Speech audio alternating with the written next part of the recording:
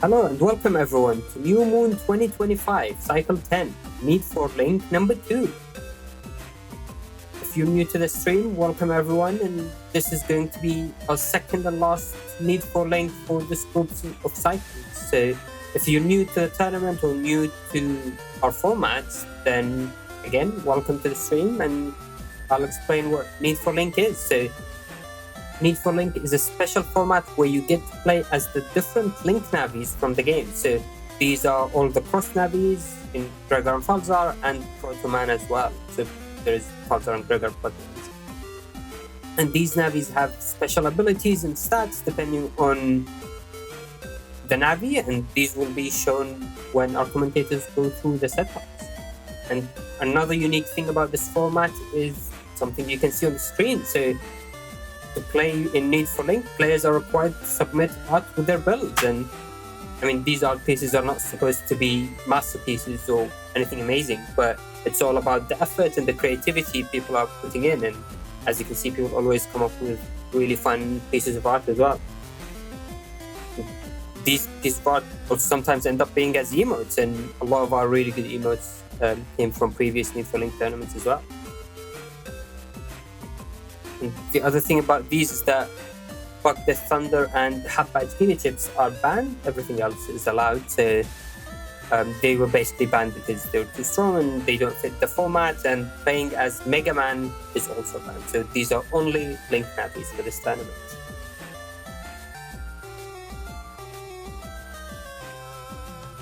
And the other thing is Tomahawk SP or Tomahawk Man has his chip charge removed, so he has slightly different abilities compared to his crossbows, but our commentators will go through that if we have any matches for it.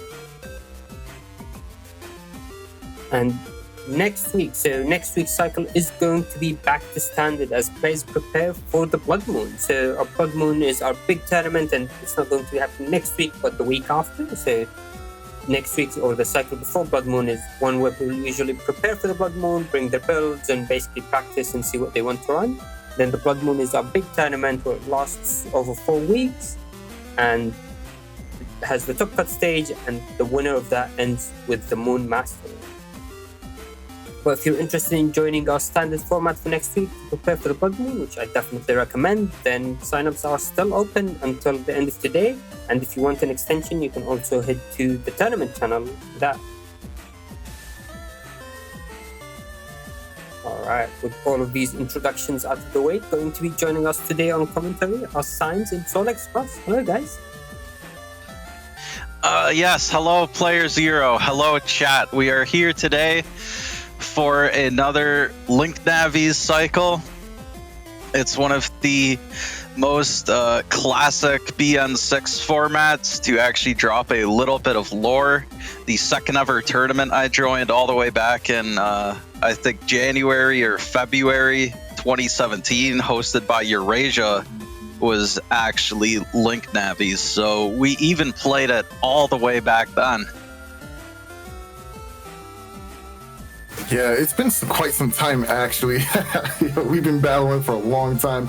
But yeah, we're back in the net square, ready for some more battles and content here. I cannot wait to get into the setups and matches themselves. Yeah, it's definitely a pleasure to have you both. But with that, let's head into the setups for our first match of the day with Salad vs Soup.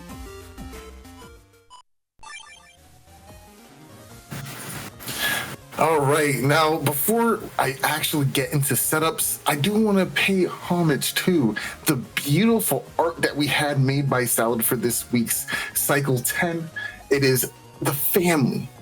And when I say the family, I mean the Erase family. You know, we're a special group of individuals who have one purpose and job in life, and that is to erase our foes. You know, it's sad. It is sad because our first match that we're seeing today is sister versus brother in the family of the Erase household. But to us, this is a blood right. We out here ready for some fights and battles because we gotta prove who's the top assassin of them all. And looking at the art, we can already see one's got a little bit more bite to them. It is Salad's actually, this is actually pretty cool because it's actually Salad's courageous canine over there, Faith. She is adorned in the erased garb, as family should be. And of course, we have Soup's art, which is Erase Man, surrounded by a bunch of holes, and Base, oh man, it looks like Base fell in a pit. So maybe we should call an ambulance. But not for us. That's what I'm talking about.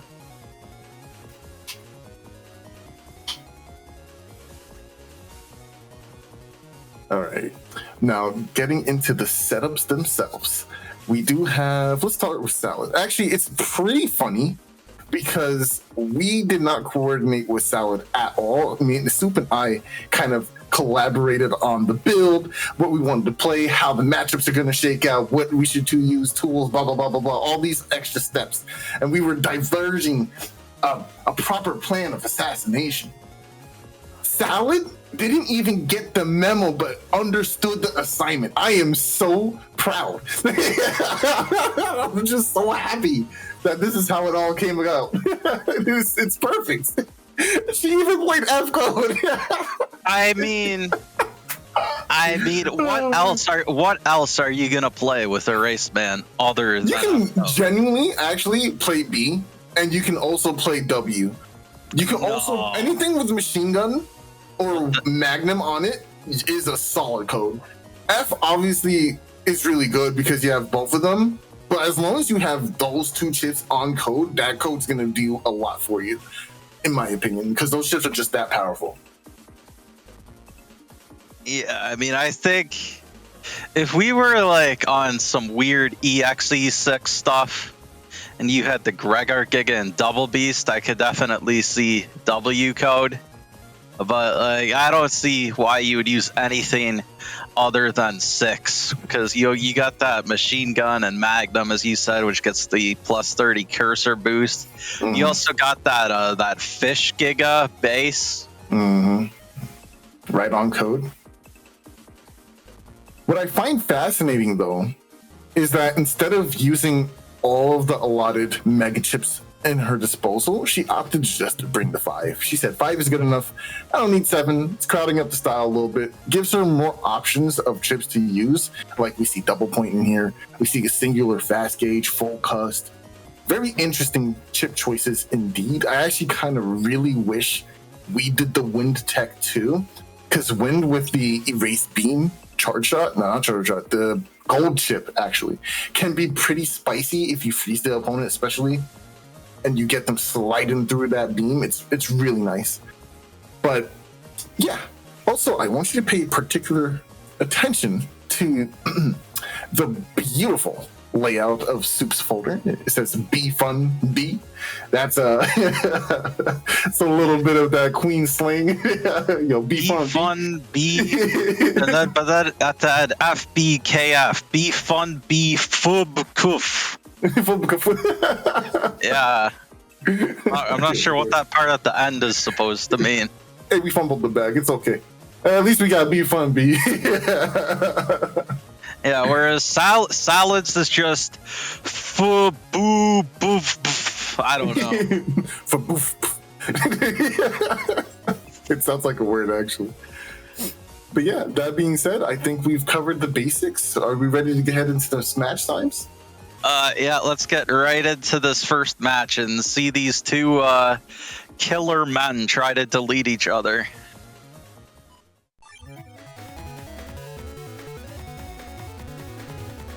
All right into it. We have an excellent start for Salad.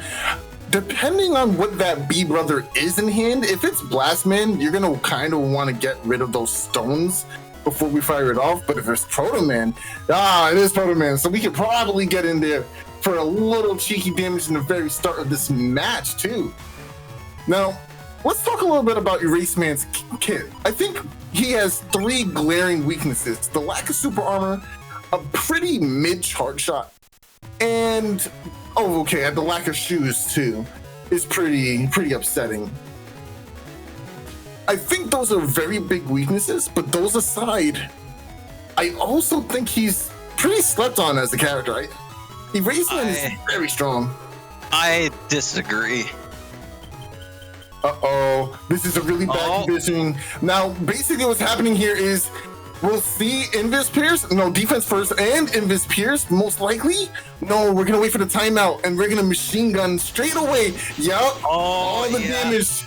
Oh, wow. He did move at the end. Solid had the chance to get that Proto Man off, but I guess it wouldn't have really mattered because she's got that Magnum to destroy this trap. Oh, it actually just going for the killer delete beam to go ahead, and that should be pseudo bricks. That should just destroy these boulders.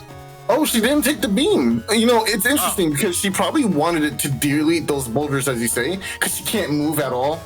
And in this situation, it can be very bad for her. Oh, life aura. That's really life aura. Okay, now that the area is timing out, maybe she doesn't take the erase beam still. Taking Invis is probably the best chip to go with here because what she's expecting is Soup to go for another machine gun. And that's kind of what we devised our strategy to do. We wanted to be able to open Magnum turn 1 consistently, which is why we placed it usually to the top of our folder. And then we use that to lock down and then immediately go for machine guns in the center preferably. Oh, nice. Nice, got him. Oh, she almost got... Oh, that's a good one. Oh, man. She dodged a couple of those, though. Not too bad, but it's coming back. Yeah, I think she might be frame trapped here, actually. This could be really bad, but the grab addition to Blast Man on these grass panels could be pretty nice. Ooh, taking the anti-damage in between. Interesting. Oh, good defense. Good defense. She needed that because base would have taken a lot of damage from her just now and put her in a very precarious situation. Yeah, because at the +1 area, that is, of course, the full guaranteed 8 hits. And oh, Soup, very alertly going behind these boulders, knowing that Salad might have either Blast Man or Proto Man. Yup. Good defense here from Soup, just playing to the advantages given to him. And now she is stuck in that back row, but she draws a base of her own. Maybe we will see base land some marks at the point in the game anyway. Yeah, okay, she's going to be mashing it out then. If she expects to get the Magnums out by the end of this turn. Oh, excellent movement. Oh, got baited. Definitely got baited. 5, 6, 7, 8. Okay, gets all the hits here. Magnum also in hand. You can get the trap right now, but she's looking for damage. She's trying to catch up right now, so she's not going to do it. Oh, she does. She really wanted it at the tail end there. Yeah, it's kind of worked out, actually. The problem is, I think that center panel was already broken, so that might actually get fixed soon. Oh, he must have got 2-framed. Yeah, I will say about Salad's folder, I don't think she really needed to use all 7 mega slots, but I'm a little bit surprised to not see like at least a 6th one with a Element Man SP or something. Yeah, I am too. But the folder is still pretty tough. She's still out here. 320. Oh, the wind wagon. She walked into it too. Ooh, yeah, that's wow. The double hit wind rack with that movement. Yeah, it gets to remove the life for it and still hits. Oh, the flash bomb going right into the hole. This is still an opportunity for her. She's got to load up on these defenses. Very important. Go for these charge shots. She could actually make a huge difference in this upcoming turn. If she waits for Element Man at the very end of the turn, she can get a really powerful K-beam attack at the end. I forget the name of it. Is the Eraser Beam? It's like the E delete beam or something, but I mean, of course, it is in K code because his name is actually Killer Man, but... Nice. Very safe. Goes for the barrier. Okay. I like that. She didn't want to be locked in place, so her barrier takes damage from the anti-damage. So going for the Element Man, it was actually a pretty good play. Hold on. What is she cooking here? 40 H, because of course it is worth pointing out that none of the Navis in this game have shirt. Nice. Get some buster damage in there. Gets the wind. Oh, is she gonna have man. time to pull this off? I don't know. That's very scary. Oh, there it is. Oh, baby! Oh, that was beautiful symphony. Erase Man is definitely smiling after that. Oh, yes, sir. That is efficient assassination. Okay, so here's the thing about Erase Man being so weak. Remember, during his scenario, you're supposed to just sneak up on those Navis and erase them from behind without ever having to actually fight. That's true. But what happens when you don't do it efficiently? You end up getting into the battle and deleting them anyway. So it's not really let me tell you, those encounters with Erase Man, if you get them, they suck. Because he is actually terrible at combat for an assassin. I disagree heavily. I think he's quite powerful indeed. No, this is just propaganda. Oh, good setup by Soup there. Yeah, nice big damage on the turn one. Nice reaction. Gets the Invis too. Soup looking pretty good. Gets a little bit of damage off his machine gun on his own. Oh, they were definitely stepping in range of Scythe charge shots here. Just trying to find something on this charge shot. It is a pretty awkward one, but the fact that it's sword element plays a huge role in your match against Tengu. So I kind of like it. Ooh. Keep her locked down, keep her in the back. Just goes for damage here. I like that. Stop hiding in that back row. Nice. Keep her in the corner. Judgment, yep, not going to have any value here. Gotta get rid of it. Maybe we can throw out area grab. Good job. Got camping the forward because now without super armor, area grab will be able to cause a flinch here, cutting that attack in half.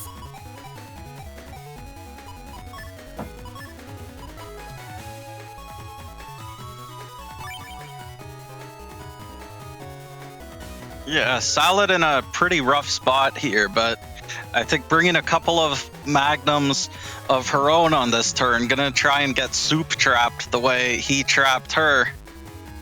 Let's see if these connect. Oh, perfect. Nice. I gotta say, Tango really has helped out. Ooh, the lead beam! Nice! Oh, What's no. the follow-up? Oh, just a P shot. Oh, Soup was still just barely in flashing from the last Magnum. I really thought that it had run out, but unfortunately had a few frames left. Oh, Salad, this is so dirty what you just set up here. Okay, you better hope there's no erase, man. Oh, nice. Good movement. Good win here. Nice. Oh, not enough time. We want this blast, man, but the HP is just so low. It just doesn't seem worth trying to go with damage right now. Maybe getting some charge shots in would be profitable here for Salad. She does still have Invis up for a little bit, so she's waiting for the Erase Man SP or even maybe Erase Man Star to come down before using Life Aura.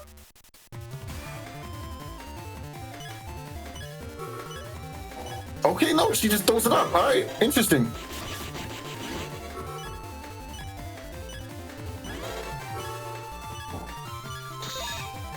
That's a lot of defenses.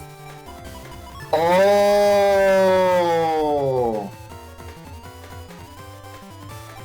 Oh, yeah, that's going to do a lot of damage. Have we already seen Soup's Life Aura, though? No, we have not. So taking the Wind Rack here is a pretty committal decision, because if she doesn't get the full setup here, then if Soup has that life aura after, that could be a big problem, because I think she already used Blast Man too, so... Oh, no, doesn't get the timing on it. He already gets pushed back. Blast Man deals with the aura and the dodge, because there must have been a heads up from the chip usage. Oh, that was a huge turn of damage that she really needed. Wait, and taking the Proto Man here too, we must have already seen Soup's life aura, because... Maybe we did? Oh, You know what it is? No, they wouldn't bring it into a wind, right? Is what's happening. Wind has been here for so long. I guess the problem is that with the Race Man's charge shot, it's actually so smart. Oh, that was so smart, Salad. But she has to find a way to deal with... She has to find a way to deal with the anti-damage on Soup's side. That's what really saved them from base just now. Wow, and she's gonna have to throw away the Giga Chip. Oh, I don't like that. But she needs these defenses. No undershirt means that you don't have a safety net at all, but this will clear out the anti-damage. Walk forward? No? I would have took it. I would have took the damage. Oh, but she must be kind of afraid of Erase Man. Yeah, the problem is that like she's had to throw away so many of her chips, and we still see Soup still almost at full HP. I don't think she's got enough damage left in her folders to even win this round. Oh, and that's it. Was base. It was base. That was 8 hits. I'm always counting now. But that's one more piece. We go to game 3, baby. This is what I like to see, you know? A family duel going all out to the bitter end to see who is the best assassin of them all. I guess that's what family's all about. I guess we'll see. This will determine who is the better Erase Man at assassinating people. True. This is for all the marbles.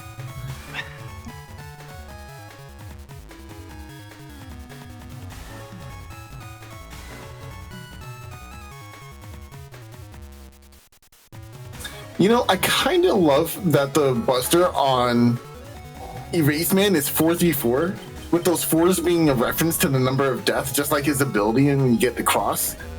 It's really cool. Very, very heads up. Very intentional Erase design. Man doesn't actually get that, right? No, not Erase Man, but I know the cross does. He really should. It's kind of weird that he doesn't. Wow. Wow. What a well-timed full custom. I wonder if you should do something with it. Yeah, no, that's the problem. I don't think you really can. I think she can, because it's going to come back up, and she should have time, since it's on its way down, to mash out a chip. So she can flinch him. Isn't Soup still flashing? Oh, I don't remember. I don't think so. I think he might be. Oh. I don't remember. I actually don't remember. I remember him taking the Magnum, but the iframes from taking damage doesn't last that long. He should be vulnerable. No, but didn't she use the full cust like right after? Not really. She delayed it after. The fact that she was even able to get the full cust is a miracle, because she delayed its use, which is why she ended up taking the damage in the first place.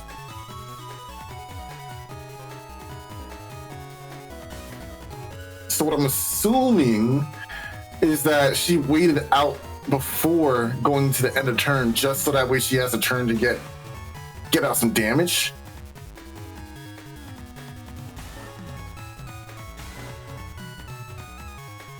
Soup taking a big think this turn. Oh, you know what? I think this is it. This is the moment. Soup forgot the Neo variable combinations, so he went to look up the combinations because he drew the Neo variable. And that's what's taking him so long. Yeah, I forgot that she talked about this. This is so funny. He was like, "Oh, hold on, I don't know what this thing but I does." mean, it shouldn't take that long to look at. Hey man, sometimes the browser don't be reacting. You gotta look it up on Trez, gotta find the code combinations, scroll all over the place. This is why I think we need a custom timer. Oh, he was still flashing at the very. Yeah, everyone gets canceled anyway. I'm sick. I'm sick. 2 minutes looking it up and it gets he gets erased. Oh, and now oh! It didn't matter. Oh, salad. She punished him for looking it up. She said, "In the middle of the match." Yeah, that's some instant karma right there. You should already. How do you not already have those commands memorized ahead of time, bro? Like, come on. Funny. I mean, at least pull up the script before you get into the match if it's that deep. You know, like I don't know, bro. That's so funny. No, it's just over. It's okay, Soup. It's okay. Big Sis won, man. It's all right. It happens, bro. That's so funny. Wow. When Big Sis has to teach you a lesson. Oh, good movement. Big Sis, isn't this like oh, and that's Deleted. Deleted. Job well done. Mission accomplished. I was gonna say, Big Sis, isn't this like grandma laying down the law? Wow. You know, Soup is old too. I don't know. I mean, you're pretty old. You're like wow. You're a unk. You don't talk about a man's age here, Symes. That's very rude. Mm-hmm. You're right. Moving on. Up next, who do we got? I believe it is Symes versus Rocku.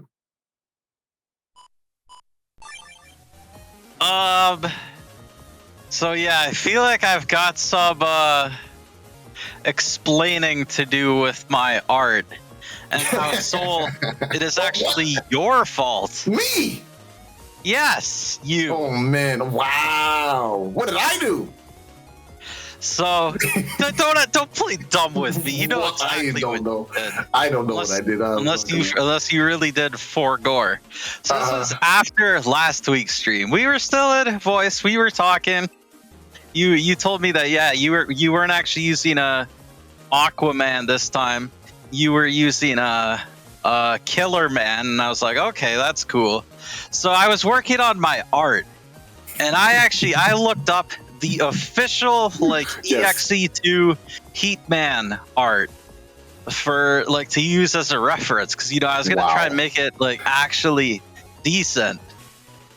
And I guess it must have been translated to English from Japanese, but anyways, in the part where it was a Heatman just in his full heat press cube form, it said pretty thick. And so you were like, oh, you got to do that for your art. You got to make your art pretty thick. And I'm like,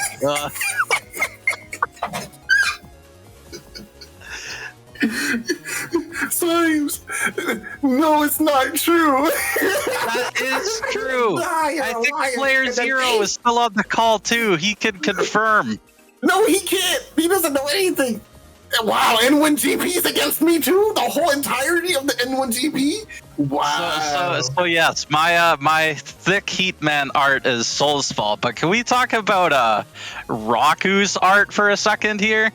I love it so much. I'm not gonna lie to you. It's honestly quite drippy. You got Sandy Cheeks over here dressed up as, well, Stoutman dressed up as Sandy Cheeks more like. And then the little blurb, Sandy. You're looking a little blue. Gulp.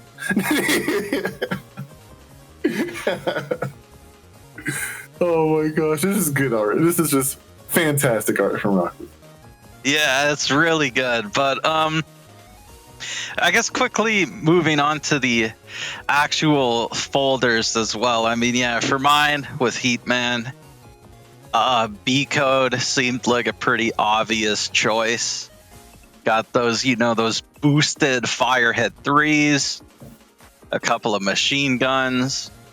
The unfortunately only had room for one high boomer to set grass, but then also got both Element Man and Element Man SP.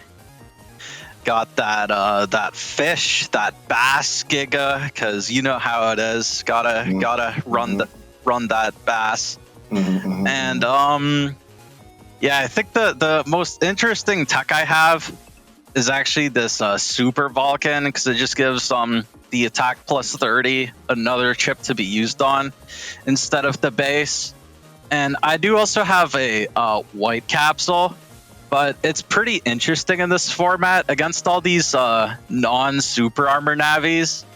Like, you don't actually need the white capsule on the Super Vulcan. So against non-super armor navies, I can actually like save the white capsule and use it on other chips. Nice. That's actually pretty smart. I like that, actually. That's really cool. But yeah, Soul, if you wanted to quickly take us through Rocku's folder. Rocku has a really, really great build here. It is rocking that. You see what I did there? The Bubble Star 2, Aqua Needle, and a White Dragon L. Oh, with Magnums as well, all on L code, which is really good. Now, 3 white capsule is pretty heads up because you can put Aqua Needle 3 with a white capsule, followed by another Aqua Needle and another white capsule, and chip charge both of them into infinite damage. It's just a lot. And then, of course, you're doing this against a fire body Navi, so that's just instant deletion. Now, Erase Man would be proud. Yeah, it could definitely be a pretty tough matchup. The other really strong thing about Aquaman in this format is he's got that great charge shot. It's only 30 frames, and it makes cracked panels. The one saving grace in this matchup is that Heatman actually has those float shoes. So to actually break the panels, the Aquaman will have to charge shot the same panel a second time after it's already cracked, since Heatman, at least with those float shoes, won't break the cracked panels himself. That's actually Pri's hands up. That's going to be very important for you in keeping your area. It's a little scary though, because what other alternative do you have other than like taking the damage to your face, which can be a little scary too, but we're going to have to see that in the match. You ready to get in? Yeah, let's get right into it. Oh man, I love the Great Battlers theme. It's such a classic. Speaking of classics, your hand is kind of broken. Oh my goodness, this is really good. Yeah, I mean, in this matchup, I do definitely need to get some good chip draws to have a chance. Yeah, I mean, the times 2 from Aqua especially hurts, especially when you can chip charge on top of that. It's quite a bit of damage. So you want to get out DPS as fast as possible. We're going to see a slugfest for sure. All right. I think I would keep that there. Maybe nah. Actually, maybe deleting them is a good idea. Oh! Okay, you got the Blast Man though. Just oh my goodness! You can't do anything, Symes. Symes. Yeah, well, where's the Flux Seal guy? Now Symes. That's a lot of damage. There's nothing you can do. You gotta mash. It's over. Yeah, no, that just took out that only took out like 3/4 of my HP. Oh, you escaped. He didn't have the second one. Oh my, wow. Wow, that was so much damage, but you're so behind. Oh man. Oh, that's not what you want to see either. Oh man. That invis is lasting forever. 140. This is turn 2. 140. You took 400 damage from him, but that's just not enough. Yeah, definitely. Definitely take this life aura. That is the best idea ever, bro. You need this life aura more than anything else in the world right now. Until it gets deleted by an Aqua Needle or Bubble Star 2. Or they don't have it, which is really good for you, actually. Oh, nice. You get the anti-damage 2 here. They don't have any Aqua Chips, so you're pretty safe right now. Okay. No, they stepped on the grass. Let it go, let it go. Nice. Nice. The ×2 from the grass gets rid of the aura for free. All right, I guess. Give it to me. I guess the one other thing I wanted to mention about my setup, which I'm surprised we haven't seen anyone else do in these last 2 cycles, is I do have, I'm not actually sure how worth it is for this build, but it is definitely worth it for some builds, is that Buster Up Reg. That Buster, oh wow, that Buster Up Reg actually came through for you just now, huh? Not really, because I think even by default, his charge shot does 100 damage, so it would still do 200 to break aura on grass. Oh, not the drip shower! You better not get finished off by drip shower. Yeah, all right. That was crazy. Just like, I have actually finished off other people with it before, back when I used Aquaman, but yeah, I'm not letting myself get deleted that easily. Good. The fact that you're pushing through with such a short, oh baby! And I'm not talking about Spoutman. Good dodge, wow, inches away from, Yeah, that's it. Oh man, that game was 3 minutes. Yeah, this is usually a pretty fast-paced format compared to standard. Absolutely. I've seen games last like what, 7 minutes, 8 minutes. Yeah, because these Navis kind of just destroy each other. They don't get any of the tools Mega Man has. They don't get the cross cancel. No holds bar. Oh, he's just trying to do it to you. Wow, that's what you get. Wow, you just tried him like that. Oh, Tangy Man got you though. Oh, Tangy Man got you. Yeah. Just there. Yeah, I didn't want to stand on the grass panels in case he had Element Man. You tried to combo that. The delay on that charge shot was a little meatier than you wanted it to be. Are you just gonna punch him in the face 3 times, Symes? I would, but I want more grass panel setup. You know, where's my High Boomer and Element Man? I mean, left, right's still pretty good too. I'm not gonna lie to you. 1. I missed seeing this chip. Oh, the second one misses. It's so good. I wonder why people don't use it as often. It's a really good chip. It does. It is it's okay, but it is actually pretty easy to avoid. Yeah, I definitely agree with going base here, especially since you broke out those front panels and you can reclaim them very easily. Oh, nice, and we get the damage off of it too. 1, 2, 3, 4, 5, 6, 7, 8. Better be 8. Okay, nice. Anti-damage is important because they were definitely charging just now. They're trying to snipe it off too. Wow. Nice interruption. Ooh. Oh, into follow-up? Oh, we got combos. I mean, you can walk forward, go for freeze, but walking forward is kind of... Oh, no, you have float shoes. You're good. Yep. Oh, the fear! Do you go for the elect or do you go for the fire? You go for grass. I like that better. Nice. Good damage. Nice. Good damage. No, sir. No repercussions. Yeah, no punishes. Those boosted fire hit 3s on grass are 460 damage a pop, so... I love the classy finish, using the charge shot as the ender there. Very impressive. Very beautiful. Yeah. I mean, Heatman's not that good, but he's not that bad either. I think Float Shoes really saves this character. Yeah, he would be right down there with Erase Man and Slash Man if he didn't at least have float juice. Yeah. Oh, should have waited on the Magnum, seeing that defense is being chained up. Ooh, nice punch. I love this.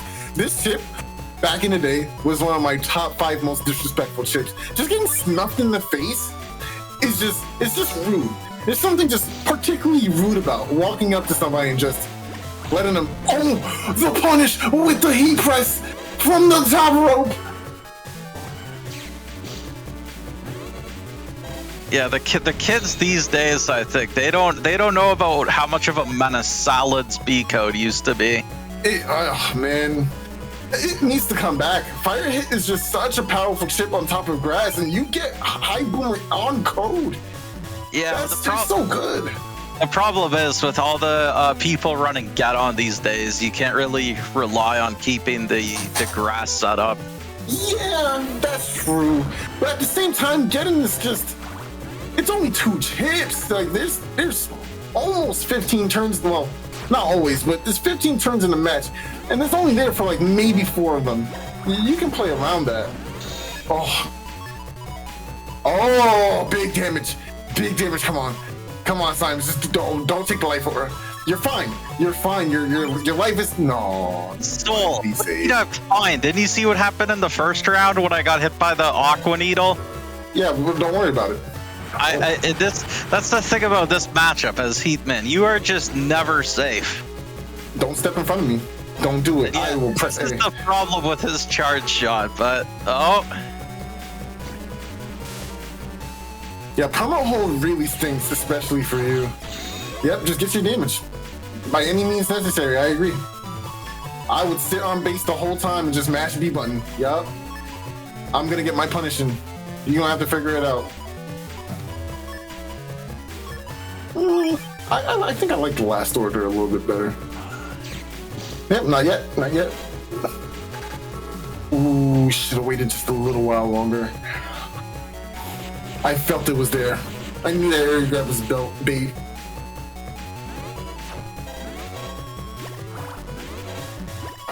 Yeah, ooh, backing off is definitely the right answer. Perma hole in the center really stinks, man. Especially when you don't have shoes, but hey, ×2 elect is good too.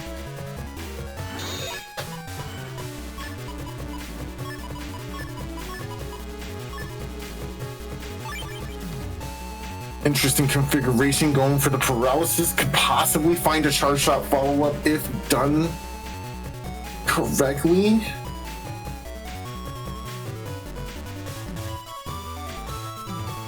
Rocku probably queuing up all the aqua chips in the world right now. I feel it coming. Yeah, I would throw up this defense right now.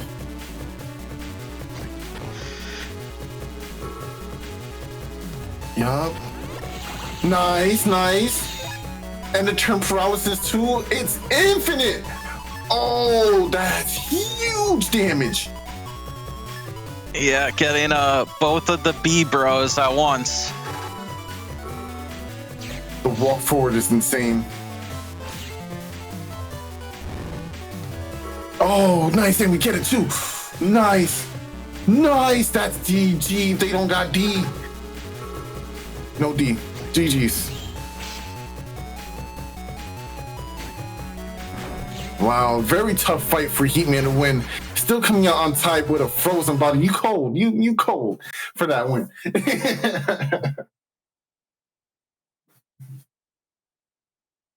Yeah, I think Rocku said that. Yeah, he didn't have and didn't get any of his defense in his hand after, so oof. That would have been pretty rough. Yeah, it's pretty rough. ×6 is a bit of a problem. I definitely agree. I feel like anything like ×6 should be a standard for any build. Rocking ×5 is just not ideal at any point. Like, you can't even reg safely with a battle chip with ×5. It's just, it doesn't feel good for anybody, honestly.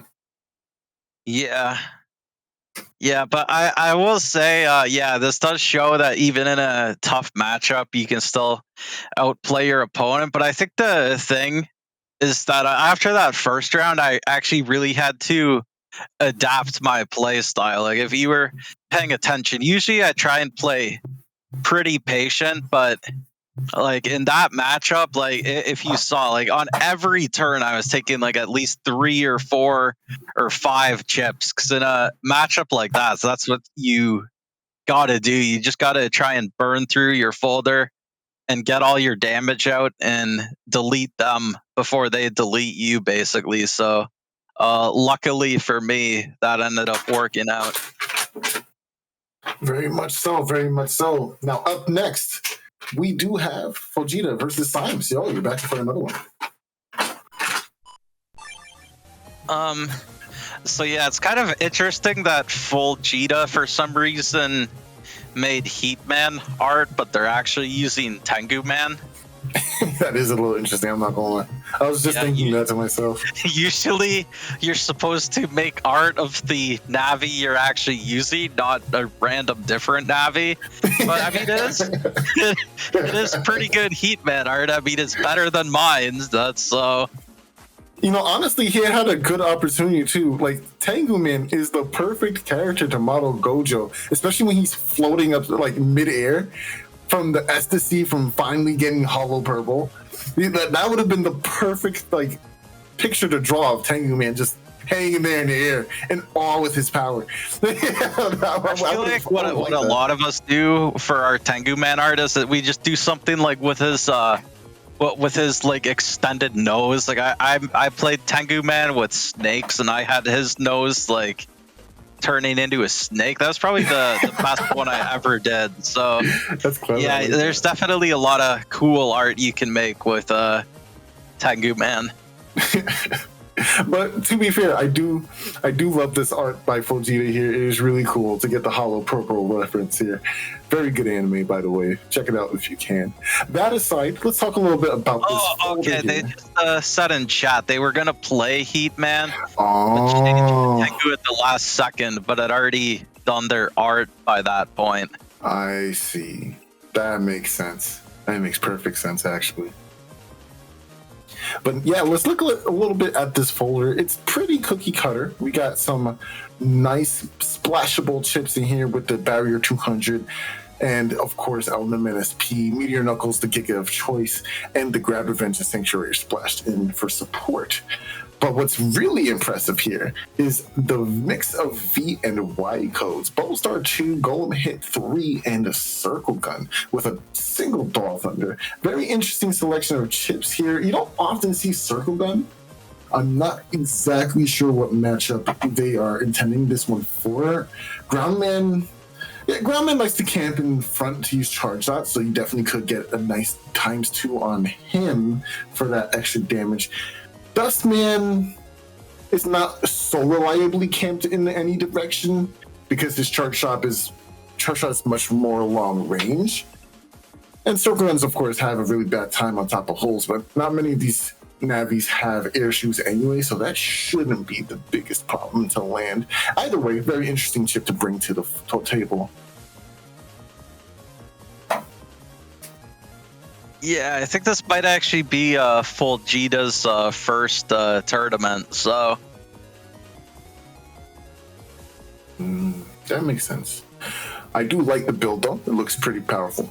I think we can do a lot with Tengu as the helm of any folder, honestly. But I am interested to see what happens with this Ice Seed. That being said, let's hurry up and get into the match. Go ahead and roll the clip, please, PZ.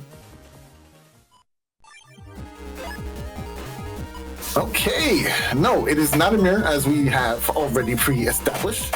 It is Tengu versus Heat. Now, Symes is over on the right. We got Foldgeta here looking on the left, and I gotta say this hand looks pretty juicy. Area grab here and Element could mean we get ×2 either from the ice or ×2 from the fire. We got options. You can also use B left for a quick and easy ice conversion. Wow, if he had Golem Hit in his hand, that'd be kind of scary.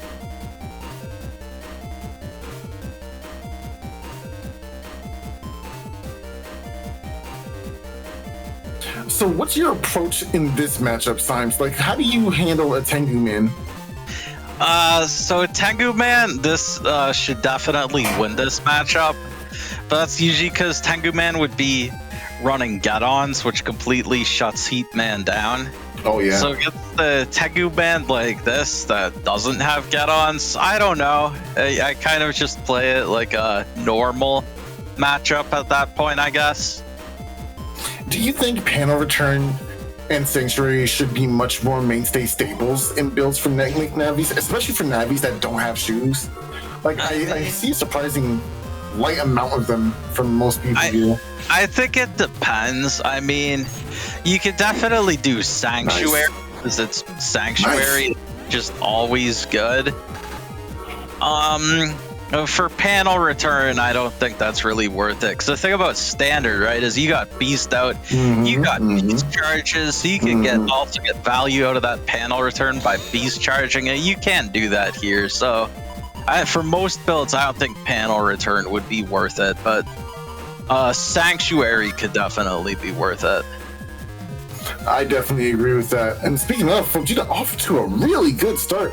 Awesome combinations and defense coming out in that first round, and now finding a Bubble Star with a Doll Thunder for a really good amount of damage. If he walks forward, I think he can actually end up catching with this combo. Nice, yep. Easy conversion. Oh, he got 2-framed. Okay. Oh, okay, he didn't bring Judgment. I thought he did. Foldgeta did not bring Judgment. Could have got that combination there. Meteor Knuckle. That's going to be tough to deal with. Yeah, I will say, I'm kind of sad that we just see all these Falzar builds so far just using Meteor Knuckle. Now, we don't see more Cross Divide with Hub and BDT ban, because Cross Divide really is not bad in this format, especially with how prevalent Tengu Man actually is. I'm wondering to myself if we're actually going to see Bodyguard in this match right here, because we do have 2 anti-damages, anti-navi, and anti-sword. Surprised we don't have more anti-sword, but that's fine. I think 1 or 2 is okay. Oh, nice. Yeah. You definitely usually see Tengu Man folders run all 3 copies of Anti-Sword. It just makes sense. Swords do too much damage to ignore. Yeah, and I mean, Tengu Man gets to run away with not having to run any copies of Wind Rack, so he has to run Anti-Sword instead. Basically, it's his staple. I like Meteor Knuckles here. I like Air Grab Instant Meteor Knuckles a little bit more, so you can get that corner shot. Yeah, that would be pretty painful.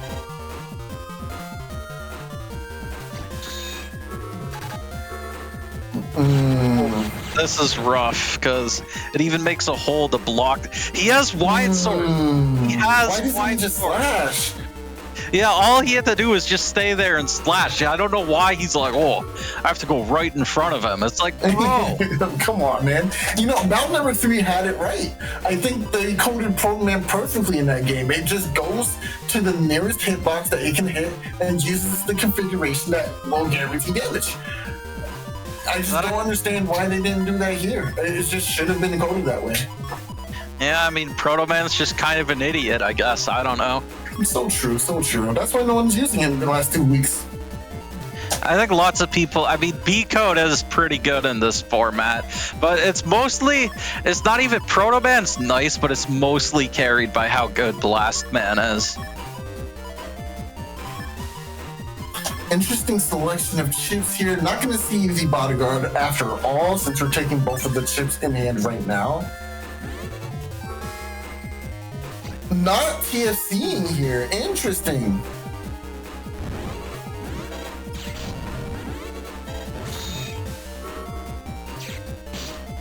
Very interesting play here. Nice. Pressuring forward here. And now we know that's not an anti-damage. Very important information for Symes to abuse here. Yes, but the problem is, I don't know if that's anti-navi or anti-sword is the problem. I just know it's not an anti-damage. Eraseman coming down. It's gonna be half the damage thanks to that sanctuary panel. Good Infus. They're gonna deny the paralysis here, and now the grab back to a lot of decent area for Symes here to abuse. Now these charge shots can be a little bit more threatening, but still need to find a way to deal with the sanctuary panels on Foldgeta's side here. They're just nerfing too much of the damage, and he's already behind in terms of life. Yeah, and this anti-navi could be a big problem because... Ooh. I definitely already used one of my element mans. Machine gun with white capsule? Okay, you get the end of turn with paralysis. What are you gonna do with it? Ooh! Oh, doesn't get the conversion though, man. And then the wind box on the panel? Oh, I love that. Locking them all the way out of using these holy panels. Now you have to commit to destroying this one little wind box, which means that's a free follow-up for Super Vulcan. Oh, just barely had enough time to get the ×2 charge shot on this grass here. It's crazy how much they nerfed all these objects in 6-mans. That Tegubate charge shot should not be strong enough to one-shot that thing on a holy panel. I agree. Foldgeta found a way to get back all this area and is standing on these sanctuary panels, so we'll be taking half damage from Blastman. And now, oh. Okay, that's like a 2-turn clock for Symes. Oh, you're camping forward too. Just wait till the end of the turn.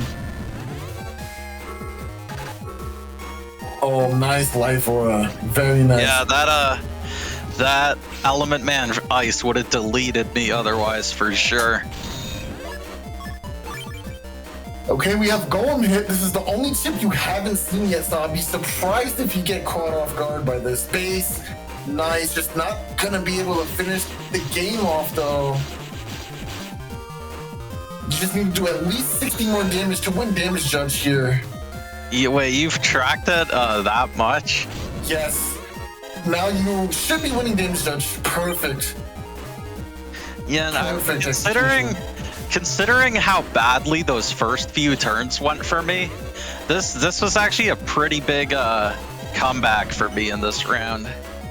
Absolutely. Nicely done. Nicely done. That was 1-4 from Foldgeta. Just couldn't close it out quite at the end there.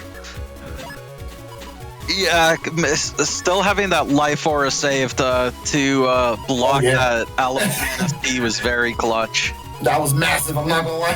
That was actually deletion right there. Maybe they should have held it, right? Well, no, they can't hold it in that situation because you understand that they have. Oh, Symes. Oh no! Oh no! Oh, the heat press. That's a lot of damage. That's 500 damage and we just started. It is pretty nice that the heat press. Oh, so actually, yeah, the Buster Up tech is very important. Because those Navi gold chips are actually, the damage of them is also affected by your attack, right? Mm-hmm. So it buffs heat press from I actually just realized this. Yeah, so it buffs heat press from 130 to 150, right? Mm-hmm. But then you also get the plus 50 because it's a non-dimming fire chip. So attack 5 heat press can also be used to break life aura, which could be very significant. Wow. Is that only on the fires or is that like the body damage as well? I think the whole thing probably, yeah. Nicely. I did not know. That is very relevant actually. That's just a free check to... Wow, that's a free check to to life aura. Well, if it can actually land, yeah, which I mean, it is pretty fast. It would be like hard to react to and dodge if you lined it up properly. Wow. Yeah, I mean, of course, I am pretty used to using Heat Man actually, like in BN6 speed runs and stuff as well. So, because there are of course the times in the game where like you lose Mega Man and have to use one of your Link Navis to go rescue him. Judge Man does recover back these chips by throwing the book at him. Oh, almost dodged all of those too. That was pretty nice. But ends up getting clipped up. Erase Man and a turn paralysis. That means you have infinite possibilities coming into this next turn. Not enough time to mash out that anti-damage though. Okay, Erase Man's really good. Just gotta hope Anti-Navi isn't the next chip that Symes takes. Yeah, I think we were discussing that last week, actually. But yeah, like Anti-Navi is always pretty good, but especially in this format. Yeah. Especially since most Navis have like Mega Folder plus 1/2. Base. That's a good trade. Oh wait, he had the invis. I'm not throwing away my element either. But I wasn't. I had moved back, so I wasn't even in range of the ice. So I think it would have been better to just throw away the element man and block the base there. Really if I was still in that point blank range, that would have been one thing. Because at least you're trading evenly, right? And even positively from the ×2 versus base. I guess they would both be 480, but then I'd also still be frozen. So yeah. Ooh, that's a very good element man here.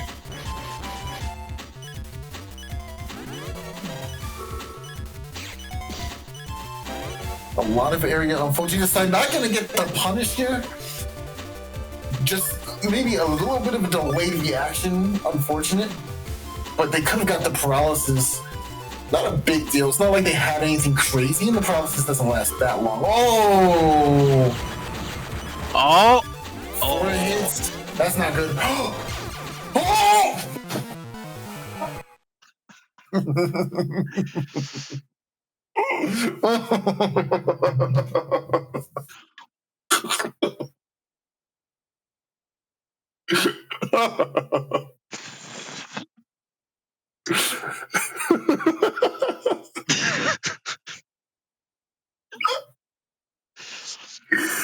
Oh my gosh. I knew the minute you did what you did, bro, I knew it was the fist coming next. Right? I just felt it in my soul. Yeah, bro. that was a knockout punch to the face. Got the KO with the fire hit there. But yeah, GG's to Foldgeta. They played very well for their first tournament. That first round was actually very close, going all the way to damage judge, and it wasn't that big of a difference either. I think only like 250 HP. Yeah, no, it was very close. If Foldgeta just had the hindsight to move one more time, he would have been okay. But it was just very well timed on your part, honestly. I feel like that was less on Foldgeta and more on just your accuracy with that chip. That was just tough. Oh, also, even if they just got like really lucky and got a couple more extra hits on their meteor knuckle. Yeah, like 1 or 2 more hits too. I think they needed 2 more hits. Yeah, if it was 1 more hit, I think I would have still just barely survived. Wow, this format's just so crazy without undershirt. I kind of like it for it though. It really puts you on edge, and it also lets you understand the gratifications of having a shirt, man. Like it matters so much. You know what's really weird, actually? For some reason, in BN5, Tomahawk Man has undershirt in 5 for some reason. Is he like the only one? Yes, it's really weird. Wow, that's basically cheating. Does he have super armor too? I'm not sure. He's definitely a lot weaker than in 6 though, because his charge shot is different. He like throws his tomahawk instead of just doing the big chop. So he is a lot different in 5 than in 6. That is a much weaker charge shot overall. I'm not a big fan of it either. Yeah, it's rough. But either way, good game. That was really nicely done, Foldgeta, and to you too, Symes. Let's move on next to Cha versus. Oh, it's me. Hey, I played this game. All right, now let's talk about Cha's art. Another player who is not playing Spoutman in any capacity, and yet we get DS Baby, or should I say Baby DS? I didn't even realize that. Yeah, both players this week who were using Tengu Man instead of making Tengu Man art, which there's a lot of stuff you could do with Tengu Man. Stuff with his like long nose. There's a lot you could do with that. It's like, oh well, yeah, I gotta make art of a completely different Navi. Randomly different Navi. Like, imagine nose DS. That would have been perfect if it was just his nose with the DS background. Like, that would have been beautiful. I would have been poetic at best, bro. Like, yeah, but I still definitely appreciate showing Aquaman's true colors as a very evil Navi. Yo, Foldgeta in chat says, next time I play Tengu Man, expect an Usopp reference. Yo, I respect so that. good. I want it. Tengu Man. I want Tengu Man Usopp reference right now, like effective immediately. Yeah, me too. Yeah. Oh, yeah. My art is pretty okay too. I didn't color it or anything, but cool. Don't undersell it. Your art, bro. You cooked. You cooked with that art, bro. That's so good. Yeah, that's Soup X Soul. If only you had the salad erase man in there too. I literally texted her because I was upset. I was like, if only you told me, I would have put a third erase man in this picture and it would have been glorious. But I didn't know. So one other thing, actually, do you have Tango on this PC? I don't have Tango on this PC. Oh, I can get it really quickly. I was gonna say we should play our match after this. I can get it and then set it up because I do have to return this PC after the stream, but I have a little bit of time with it. Okay, maybe we could do that then after, actually. But yeah, yeah, no, your art is great, bro. Don't undersell it. Like those two erase brethren. The brothers. Yes. So a little bit of background information on this art and why I drew it in the first place. Soup came to me in DMs just like, brother, listen, I have a proposition for you. People have been saying Erase Man's not good enough. We must play him together, you and I. I was like, I understand. Let us he's not like that bad. All the other Navis are just better. Yeah. I mean, he's a lot better than Slash Man, at least. Poor Slash Man. He gets a bad rep. Yeah, for sure. He's a pretty decent Navi, but just not. Imagine if he got the SoulXCross charge shot, especially since we discovered how the glitches you can do with it. Oh, that'd be so good. So much better. That's what he needed, honestly. Like, the kunais are cool. But I wish the kunais were like a back B or something. Like, that would be OP, but yeah, OP. Maybe. No, but like, I mean, not even the SoulXCross charge shot, the chip charge. Oh, like chip charge for his slash? Yeah, that makes him into the sonic booms. Oh, yeah. He doesn't have that either? No, he doesn't even have that. Well, because remember, we discovered how glitched it is, all the stuff you could do with it. Like by using it at the end of the turn, like into mine, it becomes like the double sonic boom, or using it with Black Bomb. I mean, it is a very overly gimmicky setup, but it would be pretty cool if Slash Man at least got that. Wow. Okay, let's go ahead and move on and a little bit just to quickly go over Cha's folder. It is primarily. Okay, I thought for a second I was Mandela affecting myself. I thought Cha's like folder said Usopp. It kind of does, like ooze. Yeah, I know. My brain just saw One Piece, bro, and it hurt for a minute. But okay, so Cha directly told me that the game plan of this folder is to make people feel pain via poison seed.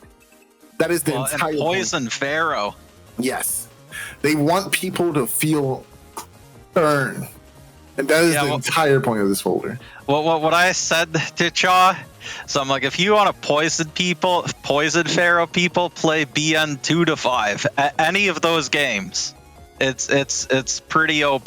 Just not in this one. Mm-hmm. That being said, I think we're good enough to go into the match to see how it shakes out.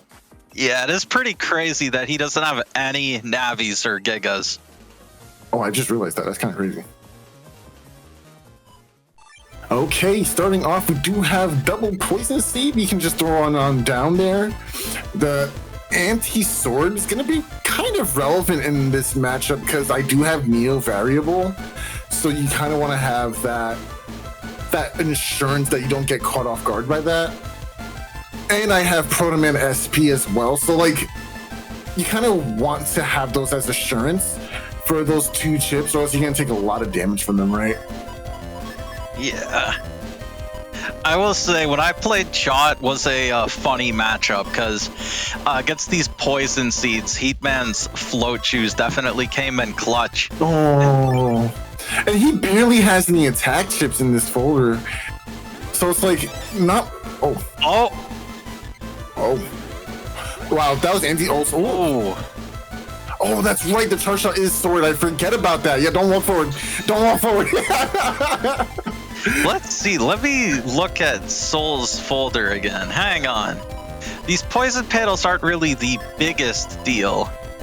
But that said, they definitely add up. And yeah, you don't really have much of a way of getting rid of them. Just the 2 copies of Element Man. Yeah, it is. It's kind of rough to deal with.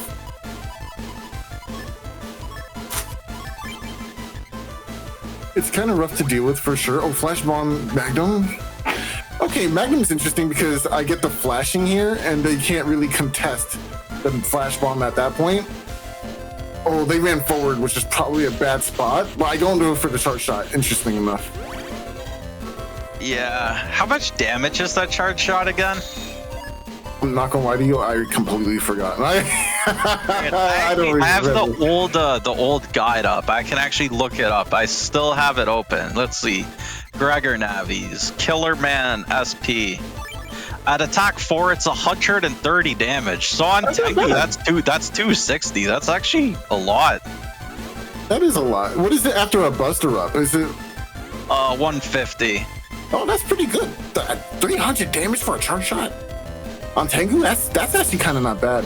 You know, the charge shot isn't as bad as we make it out to seem. It is an awkward like frame data, but good punish. Okay. Good defense. It was a bit late, but got the TFC. Cause yeah, that would have been big.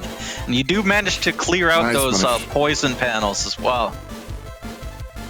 What we were saying actually yesterday is that probably Heatman and Electman should both actually get air shoes instead of float shoes.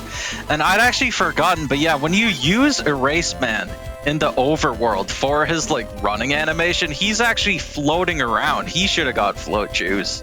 Yeah, I agree. I think I actually wanted to showcase this match a little bit more too, because I really loved how Cha played using the charge shot.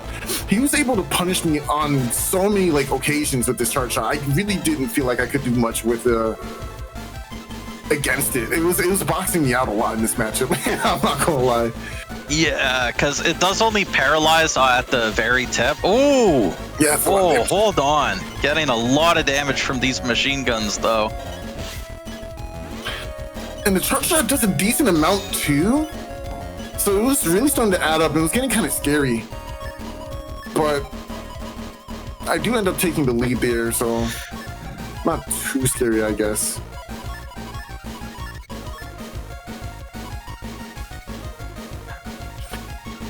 Dang, I really wish...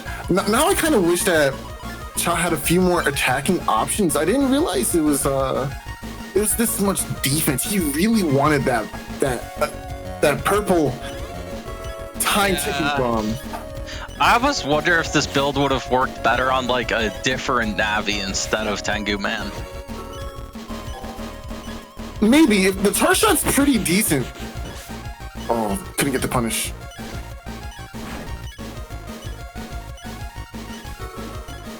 Oh, and that's it.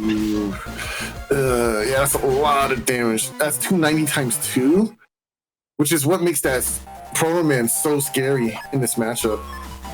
But even without that, he was actually kind of like really chipping away at me. Maybe I should have. Okay, so spoilers about my match first, Chaw. It was pretty funny. So actually, at the very end, he did get the back row Poison Pharaoh set up on me, but he was at low HP, so I finished him off the same way as Foldgeta. I had a fire hit left, and right after he set up the back row Poison Pharaoh, I just punched him in the face. Oh, getting these gun combos. Oh, but the clutch invis. Oh, this is gonna hurt too. To times 2 on the gold chip is actually a decent amount of damage on. Ooh, yeah, that's a tough turn. That's pretty painful.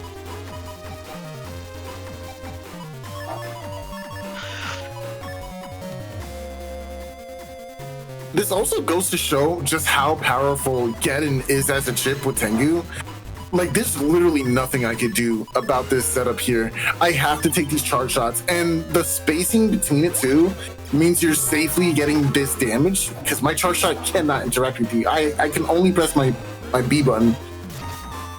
Oh, but getting rid of the barrier 200 there, lining up this erase bad SP. This should be another charge shot. Oh, the I just really wanted to erase me. A full column block here. Oh, but Chaw does have this clutch invis. And anti-sword's actually really strong. Yeah, anti-sword's really good here for the charge shot lock. But again, I guess this is what makes it scary when you're playing against Erase Man, is that he just has all this cursor in his folder, and you're just gonna end up losing your traps for no reason.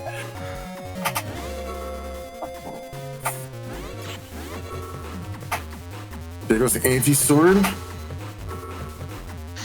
Oh, Soul using a trap of his own.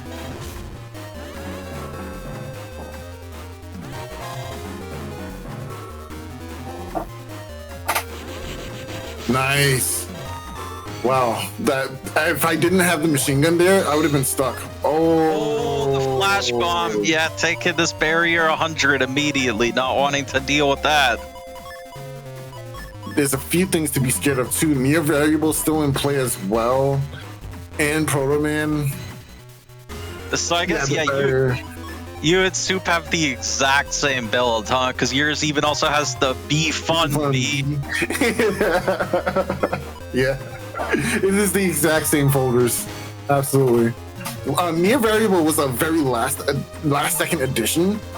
We almost didn't bring that at all. Yeah, I'm not sure like how worth it really is.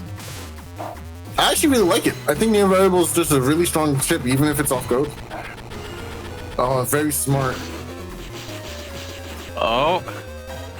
I missed. Oh, yeah. I missed. Yeah, I tried, man. I tried. It puts a lot more difficult than it looks. Especially if you haven't been practicing. I am so disappointed. Yeah, I know. I'm sorry. I disappointed you, Colonel.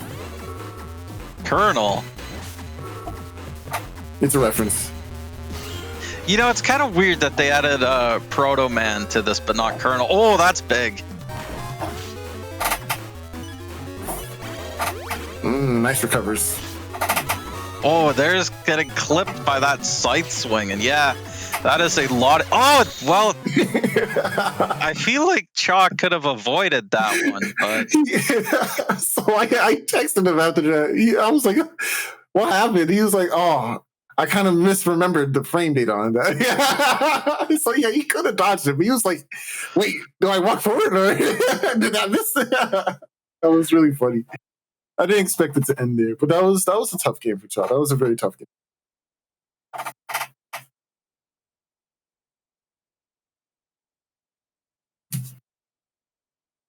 All right, excellent game. Good job to you, Cha. It was very well fought. I enjoyed the match.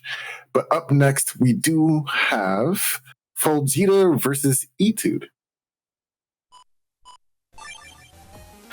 All right, we've seen Foldgeta before, and we are understandably understanding of their Tengu setup here, which is a bait because, he's not playing Heatman at all.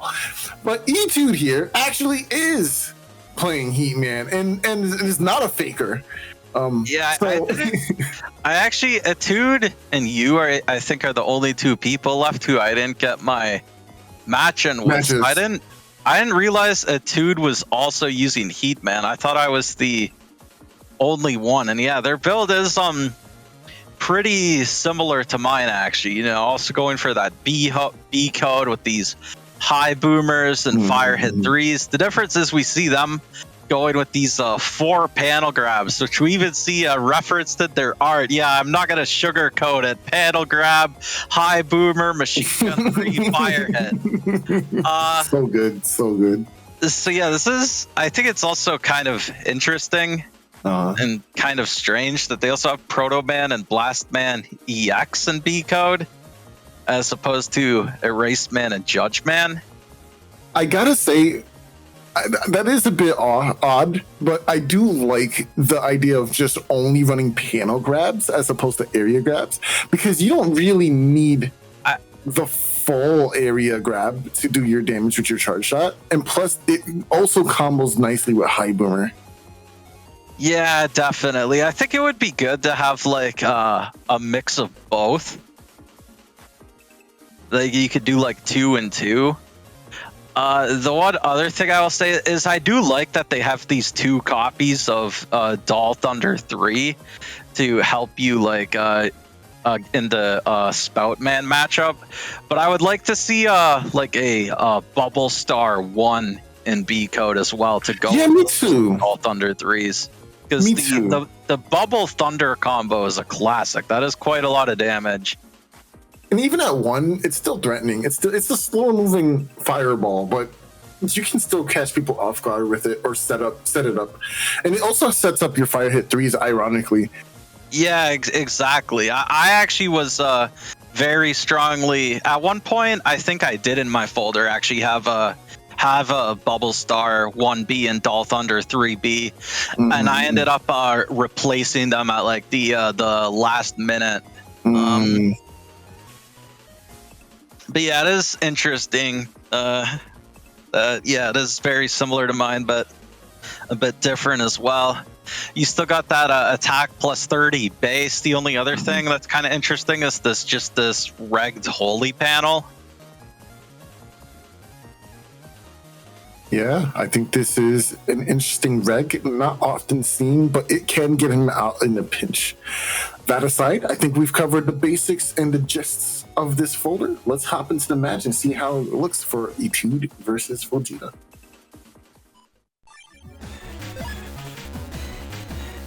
A lot of great battlers today. I'm kind of with it. I haven't been listening to this team as often as I used to.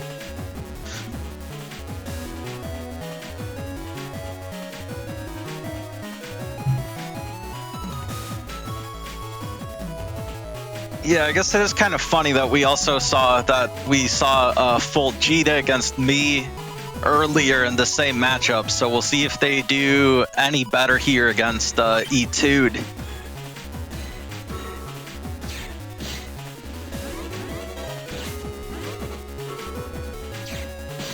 Oh, yeah, getting the block on that panel grab there. Yeah, very good movement and heads-up awareness for Foldgeta. You don't want them to claim the center, so you're going to be doing a lot of camping here. Good discipline. Wow, so much value out of this barrier 200. And of course, being aggressively defensive on the single panel. Not going to get crossed up by a lot. And the paralysis at the end of this turn means we have a few things to follow up with. Ooh, and they do have this Element Man to go for the ×2, the freeze, and clear out this holy panel. Yeah, just move on forward. Nice conversion, quick and easy. ×2, go for a nose. Oh no, just going right for the ×2 erase man here. Let it time out. It will always aim in the center in this specific configuration. That's going to be a decent chunk of damage here. And now charge shot. Paralysis CC event.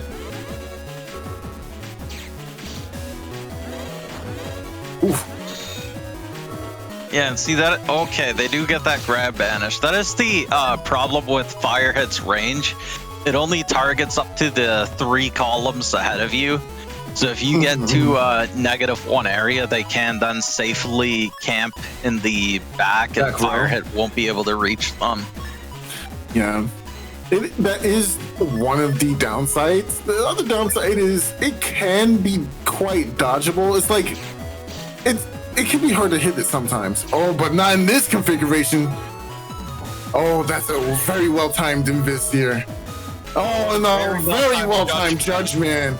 Oh, wow, that was huge.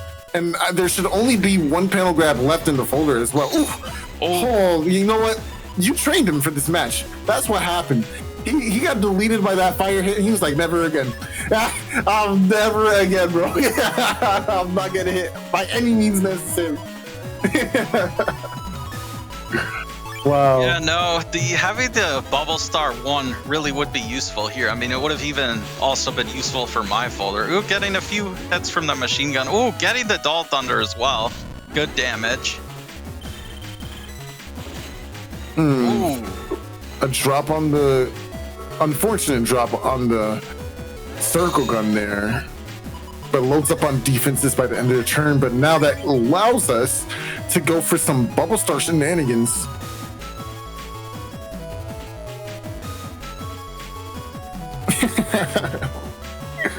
Ryuzaki SF into chat. I'm gonna read this out loud.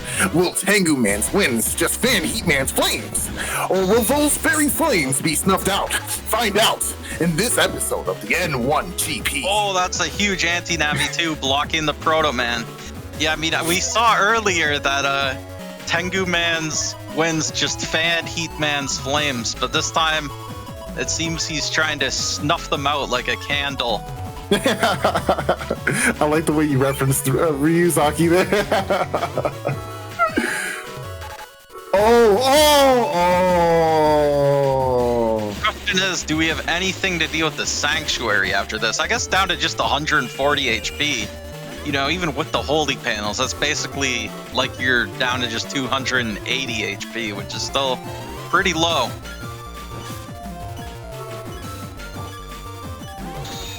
That was definitely a very clutch 8-hit base there. Oh, but the Meteor Knuckle and the Recovs, hold on.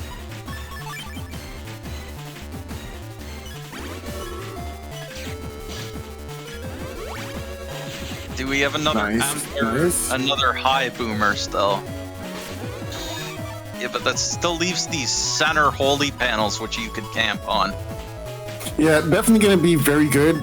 With the 740 HP looking still pretty healthy, that effectively makes your HP count what? 1480?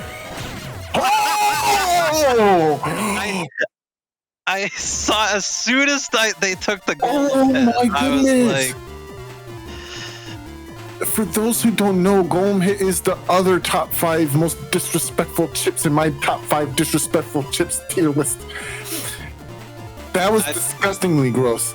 I think it's a lot more disrespectful than Firehit. I certainly agree. That's why it's on the top 5.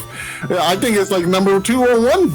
And yeah, the Guardian Field could be pretty spicy here. The Guardian Field doesn't usually do much in Standard because it's lame. You just go Dust Cross, suck up the Guardians like any other object. But here, these players are actually going to have to... be a little bit mindful of yeah. You don't just want to be taking an extra 200 damage for no reason. Oh, step back. Oh! All right. Y'all just want to be disrespectful today. That's what it is. I get it. No, I get it. I get it. I really do. Etude felt disrespected in that last match, so he had to up the ante a little bit. He was like, "Oh, I bet. Keep that same energy." Oh, that was beautiful. Oh man. Wow, what a good heat press that was. That was fantastic. Yeah, and the machine gun did end up targeting that Guardian, I guess, when they left their area from the heat press. So they took the damage from that heat press. And of course, for those that don't know, since Guardian is pretty rarely used, you know, that Punisher, it is invis piercing. So you got to be careful of that. Oh wow, this barrier survived. Oh, that was a really good barrier. Oh yeah, I feel like Etude should have maybe gone for a charge shot to just like finish off that barrier first instead of just using the fire hit, but I guess maybe they wouldn't have had time. Do we see anti-navi from Foldgeta already? I'm not sure, but it looks like they are going ahead and using their one copy of Fast Gauge here, so we will be in Fast Gauge for the rest of this game after this point, which I think Etude would have had time because we would have still been in normal gauge on that last turn. I thought that was the case. Thank you, Ryuzaki. But he just used anti-navi. Oh man, the dream. I just want to see Bodyguard again. Bodyguard is a really slept on PA. I think it just does a lot. You know? Wow, it really feels like the game has changed so much. People aren't doing the fun stuff anymore. Nice, get the freeze here. Can it probably sneak in some time for that charge shot? Nicely done. Sorry, what was that? Oh, Foldgeta with the confession. This is where I confess that I didn't know I could form the bodyguard PA. That's so crazy. I mean, man. Hey, it's not that much worse than Soup having to mid-match look up the Neo. True. Yes. Yeah, I'm not letting him live that one down. It was so funny. He spent like over 2 minutes looking it up, and then Salad just immediately magnums him and flitches him out of the Neo Very. I love how she patiently waited too. It's just like, no worries, take your time. I'm just gonna snuff it out anyway. Wow, a confession from N1GP. Not gonna lie, I've had Bodyguard before and completely forgot I had it. Crazy. Wildness. Yeah, I mean, that is the problem with all these super armor navis. They can just be flinched out of all these attacks. Oh, and yeah, the Punisher being halved by the Holy Panel. Yo, I'm sorry, but Fire Hit 3 is such a jump scare. Like that really shook my heart just now. The fact that it just came out so quickly. I think they had an anti-damage up. Yeah, it's fine. They're fine. Immediately pop that on the next turn. And ooh, the Icy. Nice. Well, Heatman does thankfully have float shoes, so yeah, not gonna slip on this ice. I might have just tanked the Blast Man. Yeah, I think tanking the Blast Man was better here because they clearly had nothing else. Oh, okay, they had a fire hit. Never mind. Yeah, but just camping on these middle row panels, so very smartly avoiding walking on the grass.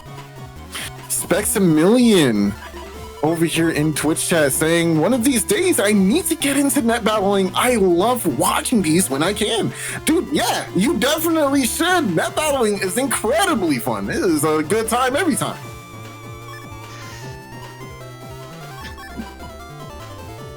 There's a ton of opportunities to get matches in casually or in tournaments and brackets. There's just so much to go around. Tell your friends. Get them involved. Ooh, very good anti-sword. Very good anti-sword. Now this will be deflected, and for your troubles, take this. Oh. Well, this is an opportunity for Etude to pack some defensive counters, such as Invis. Yeah, which is why I would take the Meteor Knuckle here. I would take Meteor Knuckle too. I agree. Oh yeah, because we see, yeah, they did bring the invis to. No! Why are you using the barrier already? Yeah, it just got destroyed for no reason. No, and the life orb just be left. Oh, they didn't forget. All right, good job, Foldgeta. Oh, you know what? Oh. You know what? Yo, this could be a perfect 8-hit Meteor Knuckle setup. That was actually heads up from Foldgeta. You know what? This is why we're just the commentators, bro. We should know better. The player that's currently playing knows best. Now, Etude, do us a favor, and you see that really nice, comfortable sanctuary panel? You know, our sanctuary. Well, you could just pull them into it with the Tengu Man. Oh, you're disgusting. I didn't even think about that. Yeah, that's what I would have done. You're vile. Yeah, I would have loaded up Meteor Knuckle, pulled Etude right onto that panel, and just a free 8-hit Knuckle setup. Oh, Proto Man. Ow. Yeah, still 340 damage on that Proto Man EX. Just take the Knuckles. Just take the Knuckles. Come on, Foldgeta. I want to see 7,000 hit Knuckles.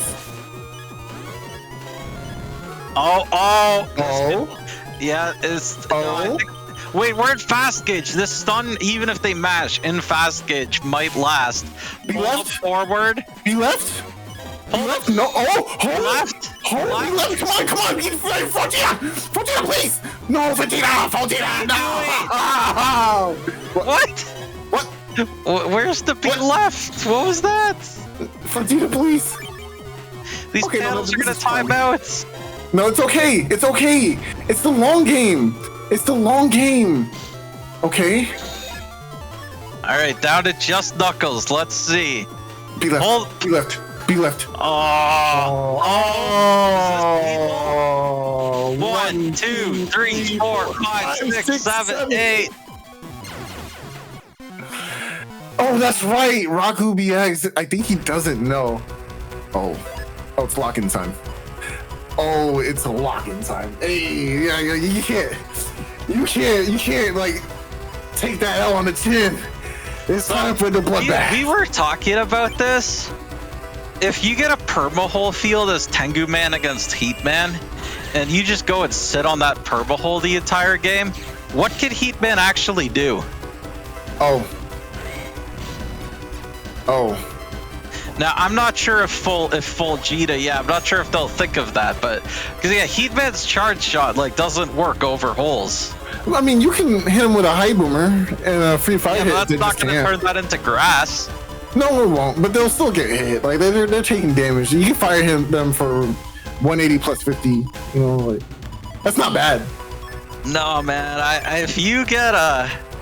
If you're Heat Man, again, normally this matchup, Tengu Man wins if he goes for get on strats, but it's not that bad for Heat Man. But if you get a perma-hole field, bro, it is rough. Oh. Yes, nicely done. Paralyze. Don't turn your back. Oh. Yes. Oh, yes, sir. He left this time. Yes, sir. I'm so thankful we got another 500 damage golem hit like they got against me. I love to see me some big damage, baby. That's what I love. Go ahead. Etude, it's okay. Accept fate. Accept fate and hit okay. There you go.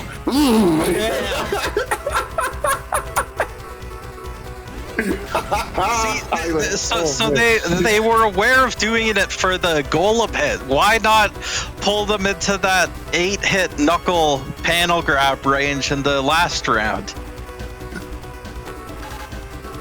Oh well. Oh man. Double panel grab, good body block here. Drop area grab, sure. This is pretty bad for Etude.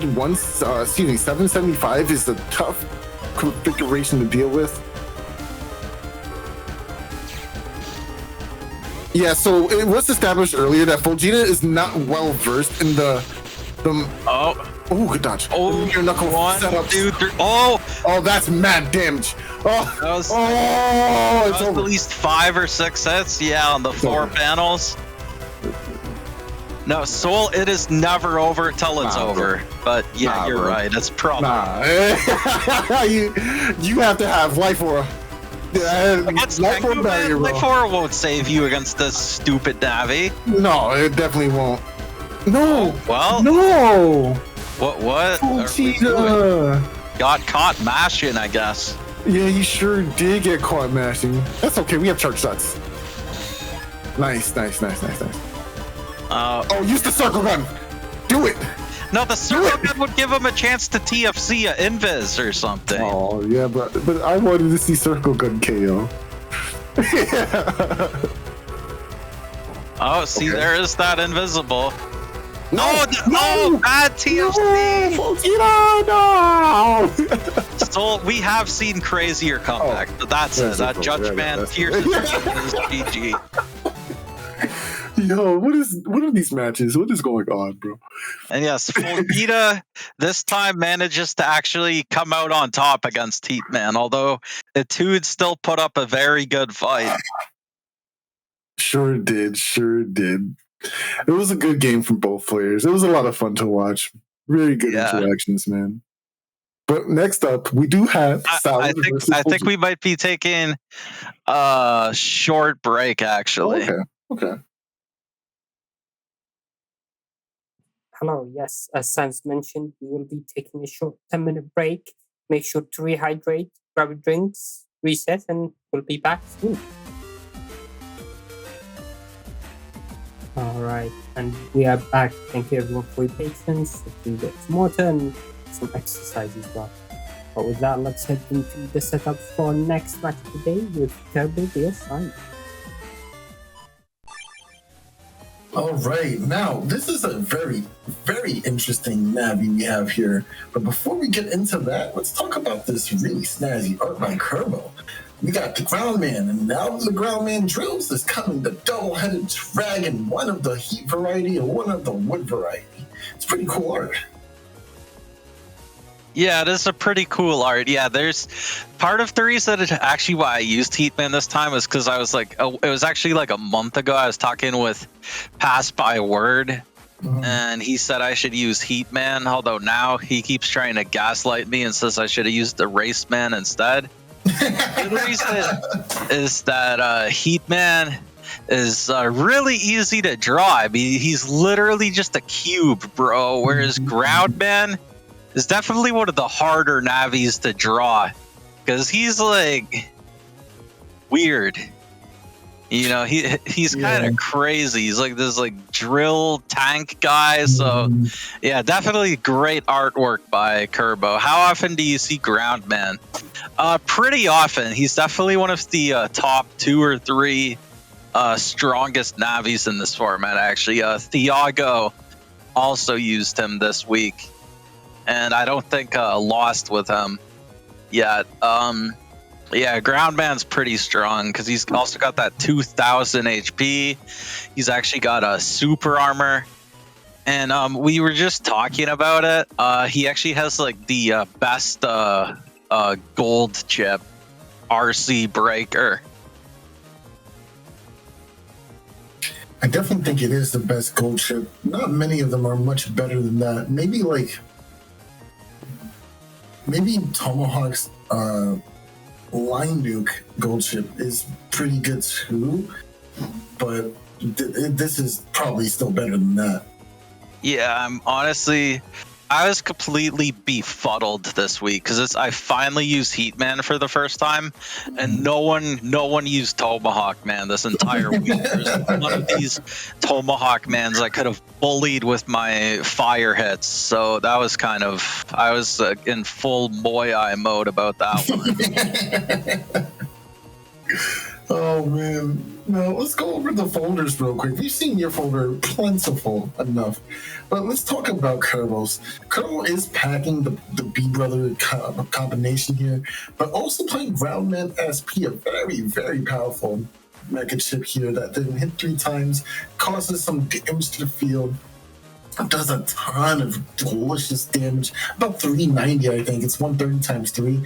So this is such a solid mega chip. Of course, we do have the decode splash here as well with the 3 machine gun 2s, and then the heat dragons and wood dragons for some elemental coverage. And Windrax at 2, very good spread of defensive chips, and 2 white capsules. Very solid build here. Yeah, it does definitely make sense for Groundman to use G-Code, actually, because he does want that RC breaker combo. The only thing is, that as we were saying earlier, just before the stream resumed, you would usually see like something like a Bubble Star 3 in G-Code as well, or a Flash Bomb, just to try and really guarantee that that RC breaker, because it does have quite a long startup. Yeah, the equivalent amount of damage after landing a successful RC breaker with a white capsule attached is about 810 damage, or 800 plus damage in general. It is just that worth to get that combination. It does have counterplay. If you know how to avoid it, you should most certainly be able to avoid maximum damage. But that's why you want that Bubble Star and or Flash Bomb alongside it, so that way you can definitely have a much easier time setting it up. Yeah, the thing about a Groundman is Groundman has a horrible matchup against Tomahawk Man because of the super armor and status guard, but against most non-super armor navies, Groundman can really try and bully them pretty hard with his charge shot, so that will be the main thing. I don't know. I think Tomahawk Man is a pretty bad matchup for Groundman, but this is a pretty bad matchup for Heatman, so I guess we'll see. All right, that being said, let's roll into the match.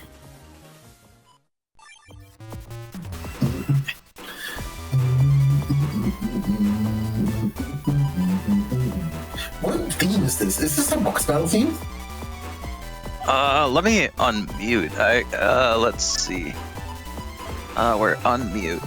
Symes mutes the music from the streams. Yeah, this is the BN2 Navi boss theme. Yeah, it is.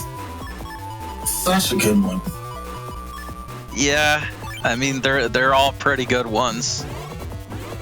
That's true.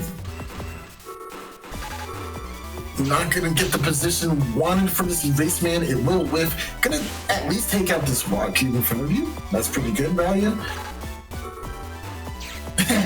Oh, thank you. You made a red panel for my red Proto Man to step on. Thank you. That's pretty funny. It's very tricky to dodge the charge shots coming out from Groundman, but there is a pattern, and it is doable. You just really have to be on point with your movement.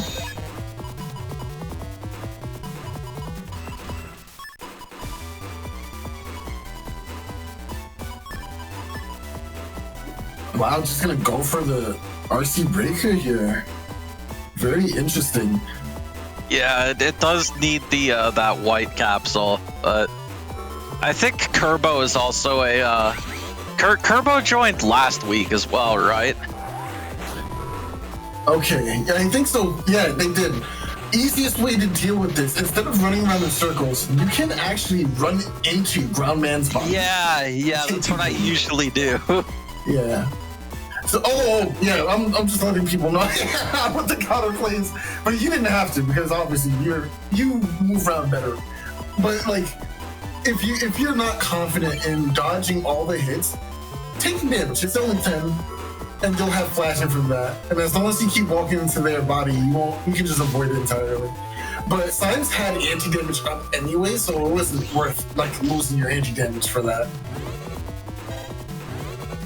Yeah, and off to a pretty good start for me here, actually. But ooh, this blast man. Oh, but had the defense. Very clutch anti-damage. That would have been clutch anti-damage. 500. Honestly, you still have max HP. Hold up. Oh, unless you have 2,000. Heatman does have 2,000. Okay, I was like, considering that Aquaman has 1,900, it would be crazy if Heatman only had 1,800 max. That's true. I wonder why baby has so much HP. That's a lot of HP for a child. Who's trying? Good movement. Oh my god, Kirbo. Okay. Yeah, does get punched in the face by the fire hit though, which is a big 230. So Ooh, avoids that one on grass though. Good defense. Wow, I'm not getting any of this damage through. Yeah, that's actually pretty clutch for me that it only broke the front column and all these other panels only got hit once and are cracked. So thanks to Heatman, those float shoes in this format are actually pretty clutch. Honestly, I think I would have took the dragons.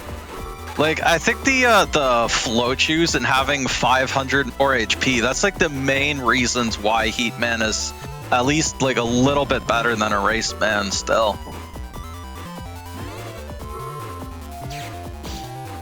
I don't think Heatman's better. I think he's slightly better than a race man. You think float shoes matters that much? Yeah, and also the 500 more HP. But I mean, I think a Heatman and a Raceman are pretty close, though. I think they're in the same tier. Good base finish here. That's definitely gonna close it out. Nice. Yeah, that's what you like to see, right, Soul? No bias. Oh, absolutely. Non-negotiable. Put that in my streams, please. It's kind of funny, actually, for all the Gregor builds that are mostly using base. I'm kind of surprised we haven't seen more people using like Delta Ray, but yeah, Delta Ray is a pretty good tip. I think it gets a bad rep because it is technically easy to avoid if you know what's coming, but I still think it's a very strong one. Oh, getting all the hits on that machine gun. And the confirmation to avoid the anti-navy. Very nice, Kirbo. Ooh! And the hindsight to get the heck out of dodge. That was beautiful. Yeah, that is those ice panels, I guess, make it kind of even trickier to land fire hit when you're sliding around like that. Mm-hmm.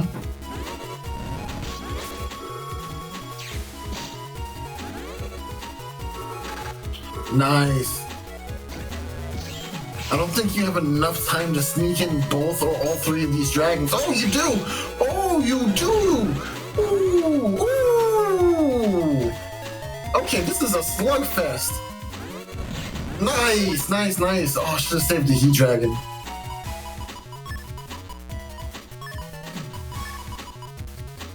Yeah, that's a really... I don't even remember. Does RC Breaker? Maybe it doesn't cause flashing. That'd be kind of terrible if it did. Oh, no, it doesn't cause flashing. You do just, flinch infinitely. Oh, but that's a big invis. Yeah, but even if it doesn't cause flashing, you definitely still want to use it with that white pill. Yeah.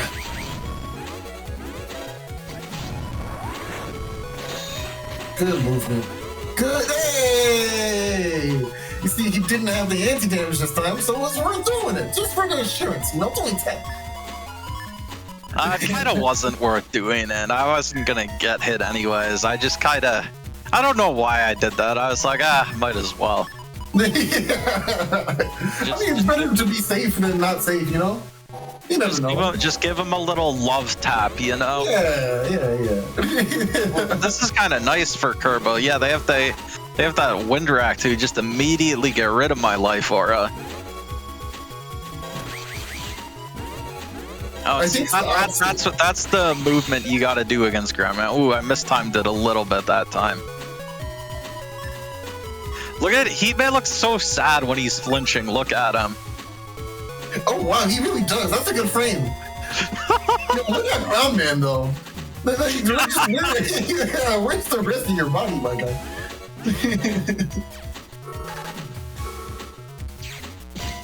Nah, there's no escape. Oh, step forward? No, there's no escape.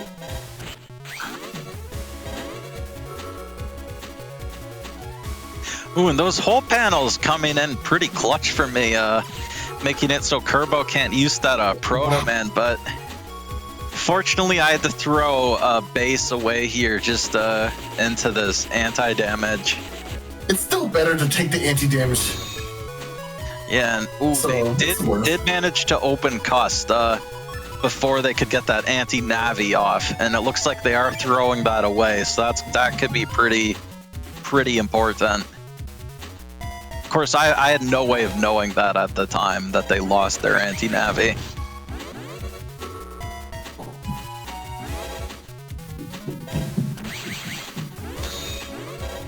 That charge shot does so much damage. Oh my goodness. Yeah, there's a reason why we generally consider Groundman like either the second or third best after Tengu Man. Nice, good confirming your race, man. Not much to. Oh, that's a meteor knuckle. That is a good follow.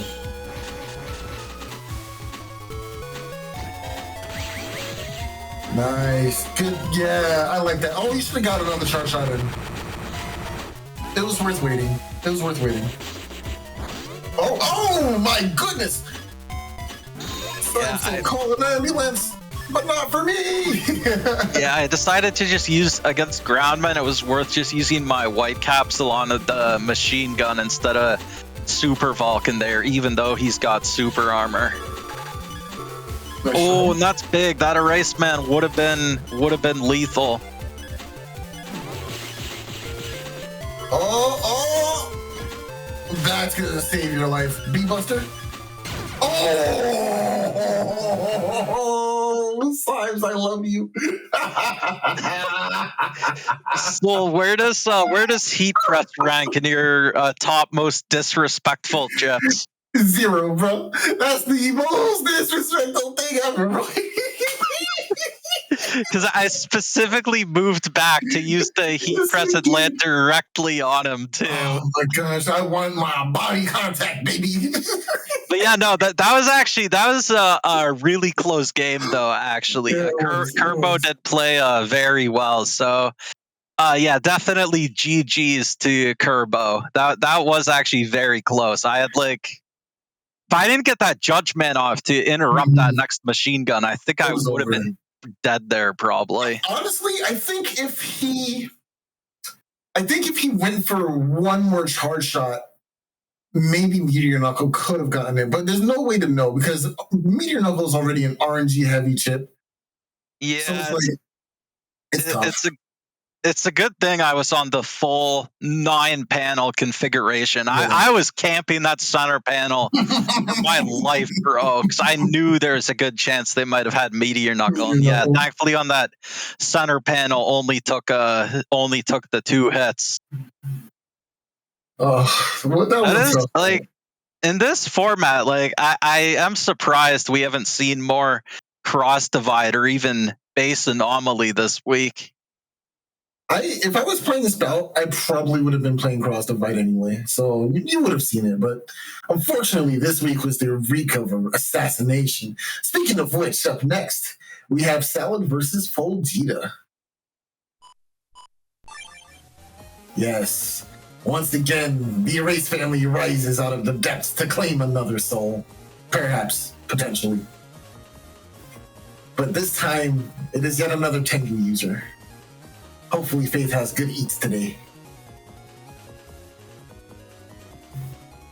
I'm not biased, by the way.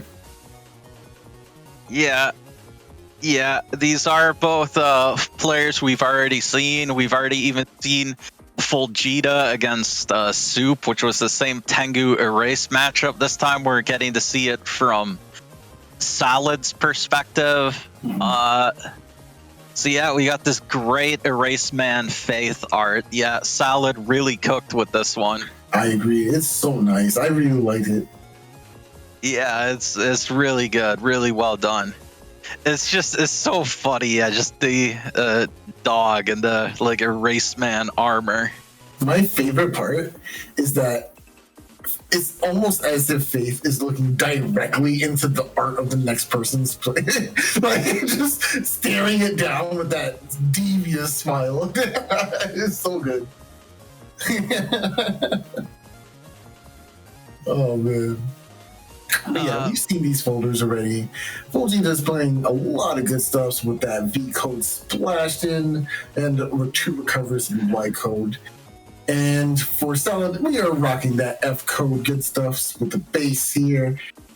Tons of cursor chips thanks to the F code, and obviously that fan to get some really nice combo potential with the gold chip that Eraseman has. Yeah. So I think with that we can probably head straight into this one.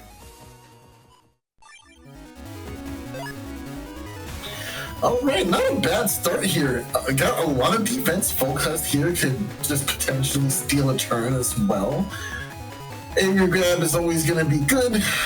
Not too much offensively going on over here, though.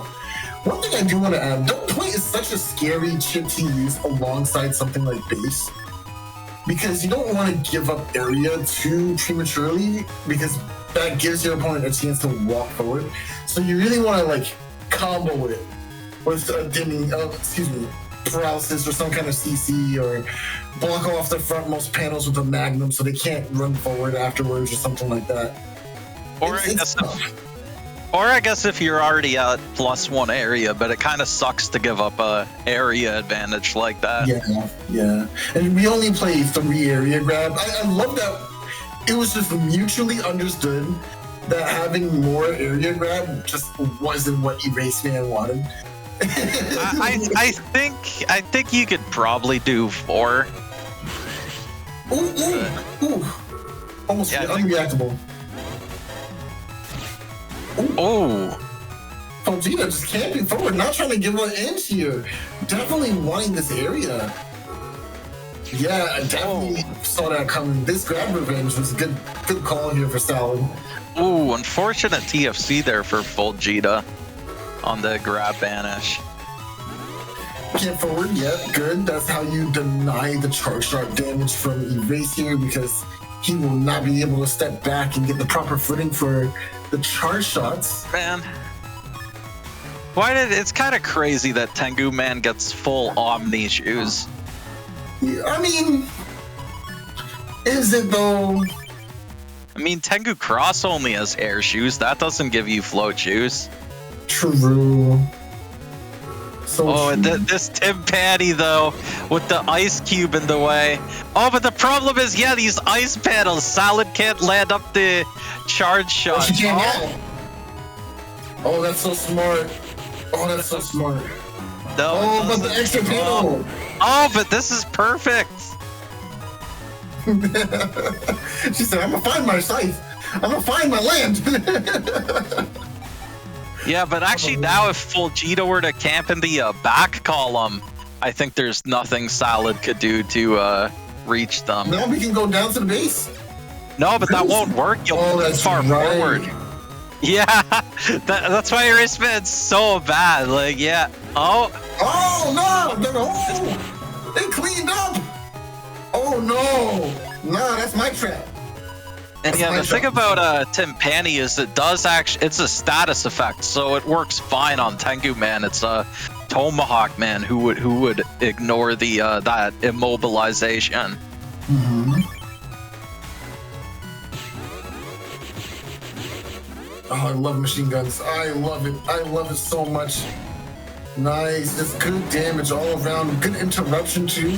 Can we get the slide in real quick? Oh, no more slide-ins. Man, yeah, these ice panels are kind of really messing up Salad here, but even despite that, she's still got quite a few charge shots in, and just, this could already be it. Yeah, no, that's it.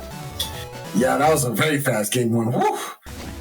I'm telling you, man, Eraseman with these machine guns don't play. That's 100 a pop. That's a lot of damage. Yeah, I mean, I have, I do like using a race cross in a standard and going for the same thing. Ooh, shouldn't have made it so good. The immediate fast gauge here. Ooh, taking that scythe, but at least on the holy panel, so still just the 130 damage. Oh, jump scare. Is she gonna be able to dodge that though? That's kind of rough. Does she have invis? It's a step back forward motion? Oh no, she has invis. Oh, max damage. Wow. Oh, get out of there. Oh no, Foldgeta. those sides, they do 260. It's a lot of damage.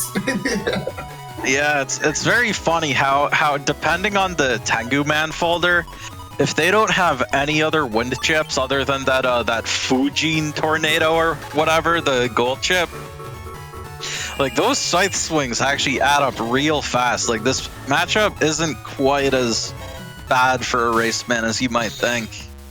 My face when it sounds like, if you're just gonna give it to me, man, I'll take it. Like, I don't mind. This ain't nothing to me, man.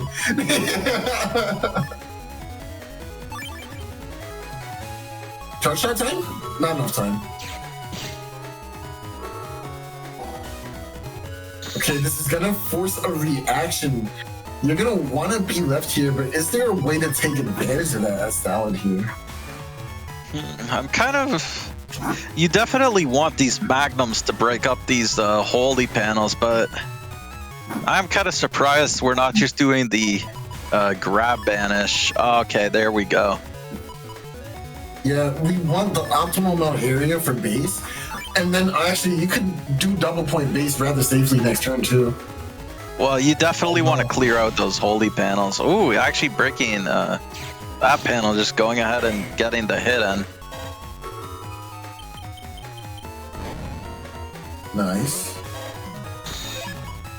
I mean, if you're just gonna stand here, again, I will gladly take my 260 every time. No, I'm sure, surely Foldgeta will step back here and not just eat this, right? Yeah, there you go. Oh, Meteor Knuckle, hold on. This is on 6 panels. 1, 2, 3, 4. Okay. I mean, yeah, 4 hits on 3 panels is slightly above average, but it's nothing too crazy. I've never wanted a panel to heal up before. As fast as I want it right now, bro. As badly as I want it right now. Looking at that panel, she's not even moving. She's focused. It's just, oh boy, just you wait. I'm a-coming. I'm not even gonna move. I'm taking the damage. That's so funny. The dream. It's very funny, the barrier 200 on the full 6-panel grab revenge. You still take that last hit from it. This is optimal spacing right now for these machine guns. And you can actually have a lot of defense because of them too, thanks to the duration of the machine gun.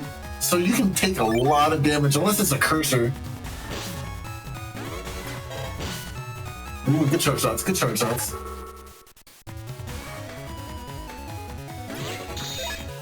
Oh, yeah, you keep your hand, you keep your hand. Mm-hmm. Yeah, this is optimal. Yeah, that's too good of a hand to just throw away. They think they're safe behind that sword. Nah, it's my life. Ooh, good damage. Yeah, you kind of have to just take the damage, even though it's half. Okay, that looked like all 8 hits. Yeah, it was all 8. I was counting. I'm sad. We haven't seen any 7 hits bases yet today. Hi, Sad. My name is SoulXCross. How are you today? I'm doing good, SoulXCross. How are you? I'm existing. I'm enjoying Battle Network, baby. Nice. I can't believe. Oh, the race man getting hit by his own chip. And that's going to take out the wind box, too. Bam. We do get the trade up, though, so it's not too bad, but we only get half damage from ours. Good barrier. Gotta go for grass here, right? Yeah. Yeah, finally clear out the rest of those holy panels. Oh. A lot of defense. Oh, she went for one save panel, too. So good. Yes. So good. But this is actually really close now. Foldgeta's actually really hanging in there this round against a veteran player. This is what is a hot take? I don't think we need float shoes to get nerfed like that. That would be kind of crazy.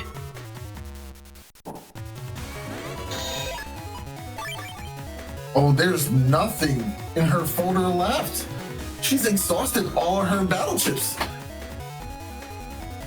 Yeah, how are you gonna deal with this last 800 HP? You're not just gonna be able to get that many scythe hits in with no setup. But we are already on turn 12 as well. The judge books. Oh, is that anti-damage or anti-sword? Oh, what? Wow. Yeah, that's the problem. This is anti-sword, so you're gonna need to get a scythe swing in first to remove this from Yeah, there's no Buster Bug in sight for this format, which is a blessing, honestly. Whoa, Buster Bug wouldn't help with the anti-sword like this. Oh, yeah, that's true. That's a good position to get anti-sword. Yeah, just left with this one useless double point in hand now. Now it's all down to this. I do believe Foldgeta has 2 recovered 300s, but I'm still not sure if Salad is leading in terms of damage judge right now. She really needs to connect a scythe or something. Oh, can he land the circle gun? Finally, lands the circle gun. I don't know if Salad's even going to be able to make it to damage judge. I don't know if she'll even be able to survive this last turn. It's a tough ask. Live aura. Yeah, Foldgeta now just and that's it. Good conditioning there from Foldgeta. Just using the P shots to force that up-down movement just to get your confirm on machine gun there. I mean, it was going to be tough to make it out of that turn, and I don't even think she was leading on damage judge just then. I think it actually would have been pretty close because Tengu Man starts with 300 more HP, and I think Foldgeta also has the 2 Recuv 300s, right? So that damage judge might have actually been pretty close. Yeah, I definitely think it was a very, very close match. It could have gone either way, but it just fell in favor for Foldgeta near the end there. All right, Fast Gauge here trying to set the tone of this match. Oh, but it looks like Foldgeta's gonna take first blood. So true, yes. That baby, yes, Soul Junior. That is our inner Mega Man spirit inside all of us. Hi. Oh yes, exactly. I think that he hears you guys on my headset. That's actually really funny. Hi, Niall. You like Mega Man, Niall? Yeah. Yeah. I like Mega Man too. All right, now we have the setup wind box here, gonna save us from this nose and being paralyzed. Although we were already flashing, so not the biggest deal. Good barrier, good defense. Yeah, it's kind of funny that barrier survives, I guess, with 40 HP against Erase Man. Hi. Dada? Yes. Oh, going for the erase beam here, the evolution beam.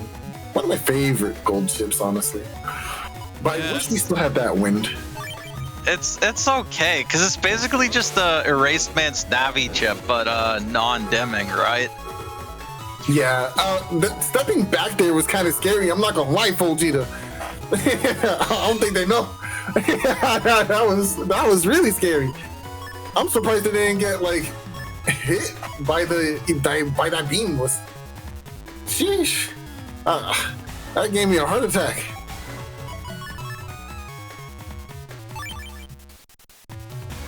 Yeah, this is gonna be a. Oh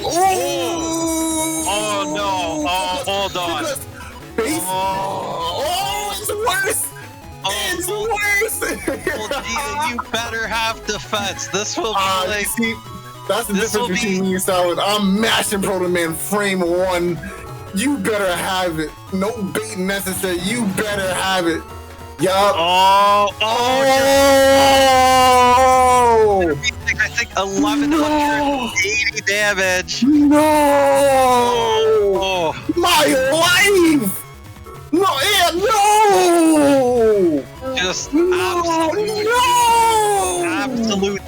destruction. Oh my goodness!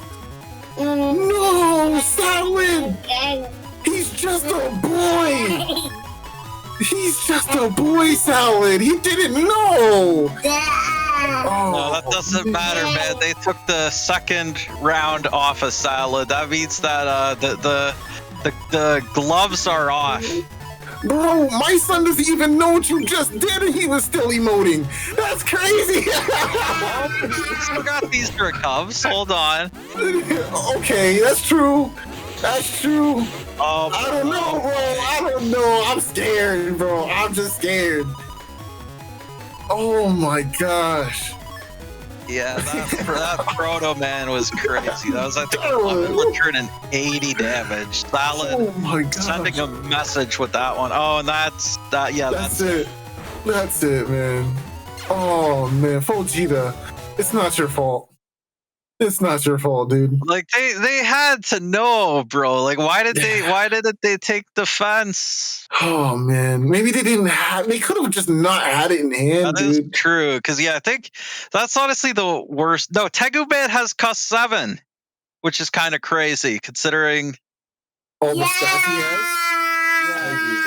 some of the other Navis who have cuss 6. Oh my gosh! Wow, that was a message. That was a threat. I feel threatened by that. That did not feel good. Yeah, this is why I always say that, like, yeah, as good as Tengu Man is, that sword weakness does kind of make him a bit of a glass cannon sometimes, because, ouch. Oh my gosh. But with that, I think that brings us to the setup for our final match of the day. It is this match.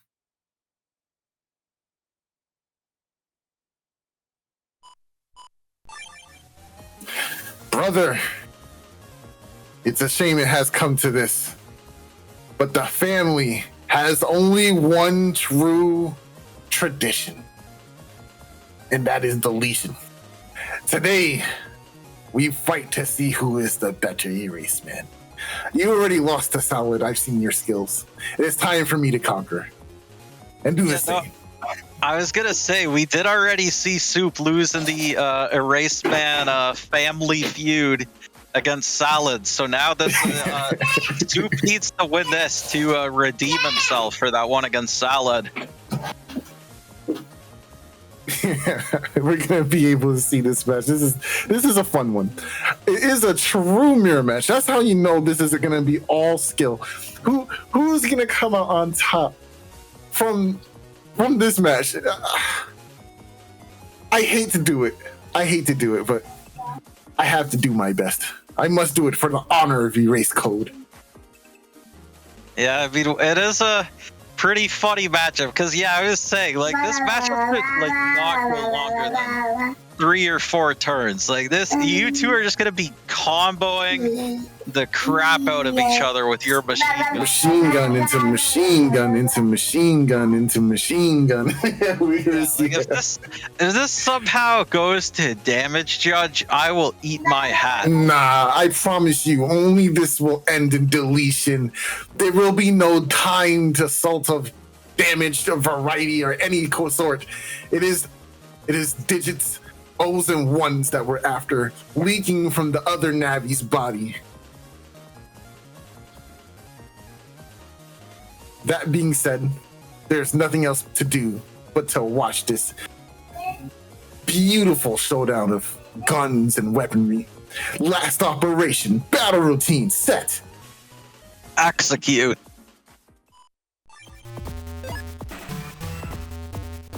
No, but I still gotta throw this shade. It's kind of crazy how Erase Man's entire Link Navi scenario is trying to avoid combat as much as possible because he's actually weak in combat. No, he's an assassin, bro. What do you? Assassins don't just run up on people and say, "Yo, let's fight the fair ones, bro." He's an assassin. Oh man, that aside, Erase Man. Oh wow, just the immediate Erase Man as frame frame one, baby. All I want is smoke. But you think that, that like when he does get caught and has to fight, you'd think a raceman would be a little bit better at fighting. Yeah, probably. Okay, nice. Good damage here. Oh, there's that killer beam. Oh, but... Oh! Oh, I couldn't avoid it. I couldn't avoid it. Just like that. Off to a great start already. I promised you guns and bullets. And now, looking lo and behold. You've already lost almost half your HP just on the first turn. Yeah. I only opened up the K series chip, so I didn't have combo. So that was looking pretty dull for me. And especially since I have a trap here. That means anything Soup does attack-wise will probably just get rid of this trap for free. But luckily, they opened up with the rapid fire, so it might be my turn. Except not really. Yeah, the problem is, do you have anything to deal with this life aura? No! Oh, you do! You have the wood rack! Yes, sir! Yes, sir! Oh! Charge shot, go! Charge shot, go, bird! And now it's actually Soup is the one who's trapped on this one panel here, but oh, now he's got his erase mana speed into the killer beam combo. Yeah, it's the only thing we have. You gotta do it. Go ahead, Soup. Go ahead, brother. I know you want to. I know you want to. Is he gonna get the killer beam, killer man SP combo? Oh, he's going for the SP first. I actually don't remember this match. I'm not gonna lie to you. Oh, going with the... Huh, interesting. Oh! Oh no! 500 damage! There it is! He gets to confirm here, which is probably potentially worse. Oh, this is so much damage. Oh, the invis! Oh, you stepped back into it! What's up? What's up? What you trying to get into? What's you This match was so funny. This match was so funny, bro. Oh, but hang on, this is very dangerous. Soup has a perfect hand here with this defense and these B-bros. This is gonna be very tough for Soul to survive this turn. Okay, yeah, defense. Oh my gosh. It's fine. It's fine. I can play through it. Okay, this is really important here. Oh, just using the Magnum a little too early. I think he was always flashing though. I don't remember. Oh, yeah, that's it. Oh, that's Soul, man, where is your shirt, bro? Where is my shirt? Aren't you the one who always says that? You're always like, always bring your shirt. You left it at home today. I didn't think I needed it. It was so nice outside. It was sunny. But I now realize that was just guns blazing, not the sun. It's kind of interesting that you guys have the Element Man regged, but I guess So there's actually logic behind Element Reg, right? It's specifically so we can use the Thunder to get the early lock and set up machine guns earlier. Oh yeah, that is pretty smart. Oh, and you, speaking of, oh wow. Yes, sir! Yes, sir! Yes, sir! Oh, look at all that damage and the sight swing. I love this. I love Erase Man so much. You know, I honestly fell in love with this Navi this week. He's a lot better than I actually anticipated. It is actually a joy to play with him. Yeah, I thought he was like almost as bad as Slash Man before. Like he still sucks, but he's not that bad. Okay, so that is a big juicy blast man on grass, but let's see. We probably got the killer delete beam after the killer man SP. Oh! This is tragedy. Oh, the wind rack didn't get to finish. Oh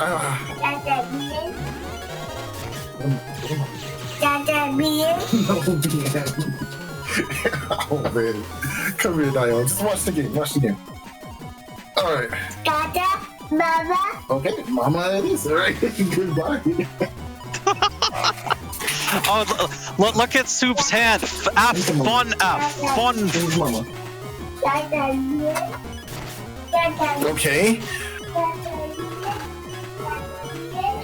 Okay.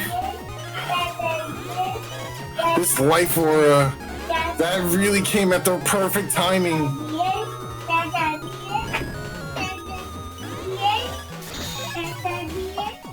I also used Windrack really early, and if you pay attention to our folders, we only have one of those.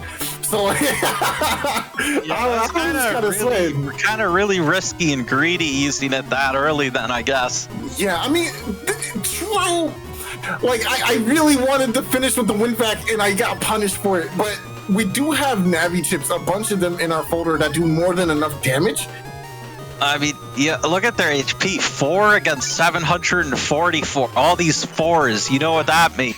Oh, that means something's about to happen. Someone's getting deleted. Yeah, that does mean death. Oh. The TFC. I wonder if I get it. Did I? I don't know. I don't remember. Nope, baby slurp. That's tough. That's tough. That's tough. Soul, no. Oh my gosh. A complete reversal. Oh man. I remember looking at myself like I stood up from my chair. Oh, you had such a big lead, bro. What are we doing? Bro, it's not my fault. He drew the life aura. Well, it is your fault. Why did you take the Windrack on the last turn? Bro, listen, man. I was trying to do it all, brother. I got punished. Oh man, this 4 means death. Oh, that's it. Oh wait, hold on. Wait. Oh. That's the last second. That machine gun was about to eviscerate you. And at the last second, the Element Man SP into the...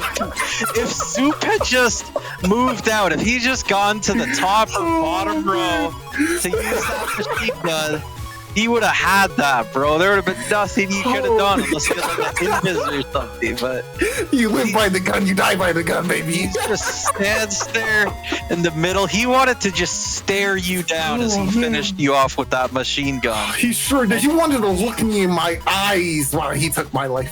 Yeah, but that is like the most anime plot twist ever. You got it with the last second Uno reverse. Oh man, I told you! SP chips are good! They do the thing for you, you know?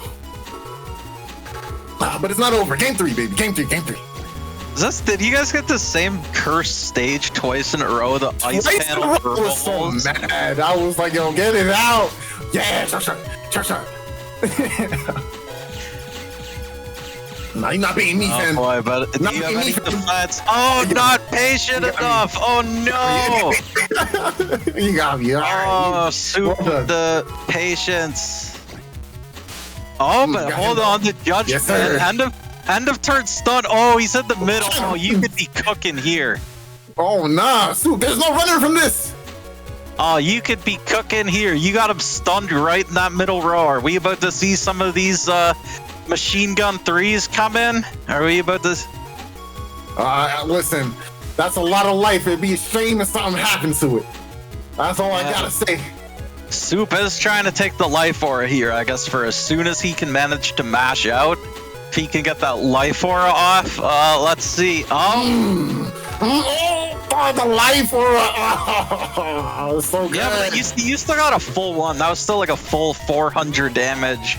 4-hit machine gun 3. That's pretty good. It's pretty good. Yeah, and so our life count is actually about equal here, but oh boy, did he use the area grab at the end of the turn? So he actually can't use grab banish now to pop your drop. The trap is a little annoying. I mean, there is the Magnum, so it's not too bad. You have Magnum and you have the Erase Beam. I think the only thing that's really awkward here is the Neo variable, because taking Neo variable means you only get like anti-image, I guess. But you kind of want a Blast Man too, because there's so much grass. Oh, look at that HP. 888. 888, maybe. Oh no, he didn't grab revenge. So he does get rid of my trap. Oh no. Oh yeah, stay off the grass. Stay on that normal panel. Oh, what are we doing? Oh no! Oh, the life aura! Defense. You need to get your one wind rack to get rid of his life aura, or yeah, at least one of those SP navies. Yeah, I need something. I need a hope and a dream right now. This hand's really good too. I mean, it's got the machine guns, it's got the magnum. That's all you really need as an Raceman player. Ooh. Nice, caught me on the TFC. Gonna have to take that damage.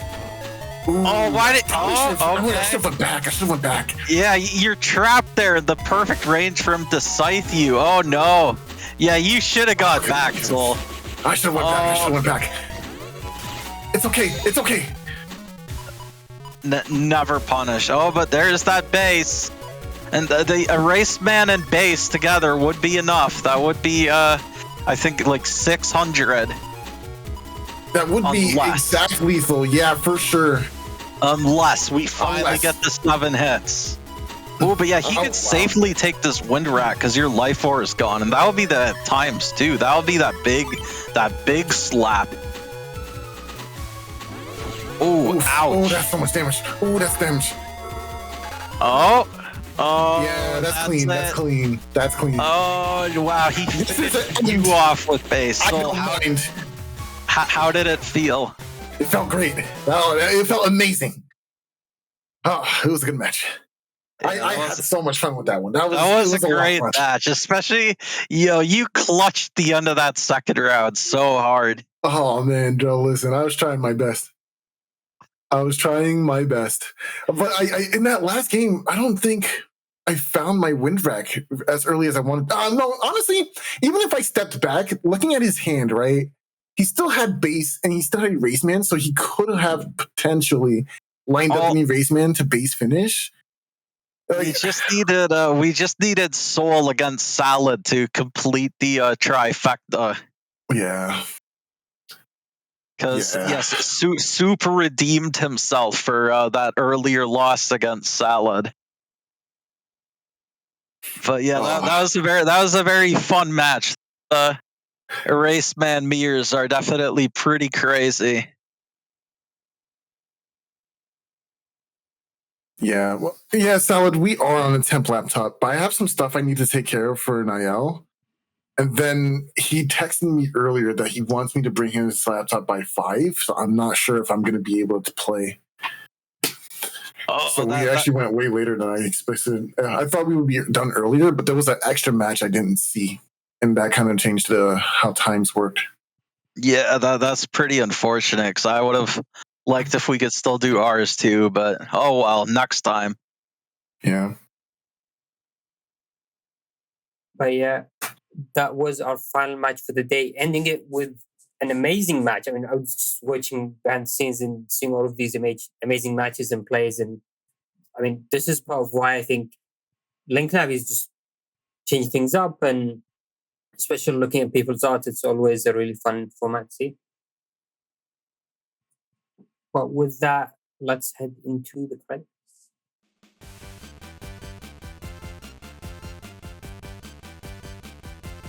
All right, so thank you everyone for watching. To answer Ryuzaki's question in Twitter, is there going to be a stream next week? There will be indeed. So next week's cycle is going to be standard format, and if you're still looking to sign up, there is still time, and you have until the end of today or an extension into tomorrow if needed. Just make sure to mention it in the tournament channel.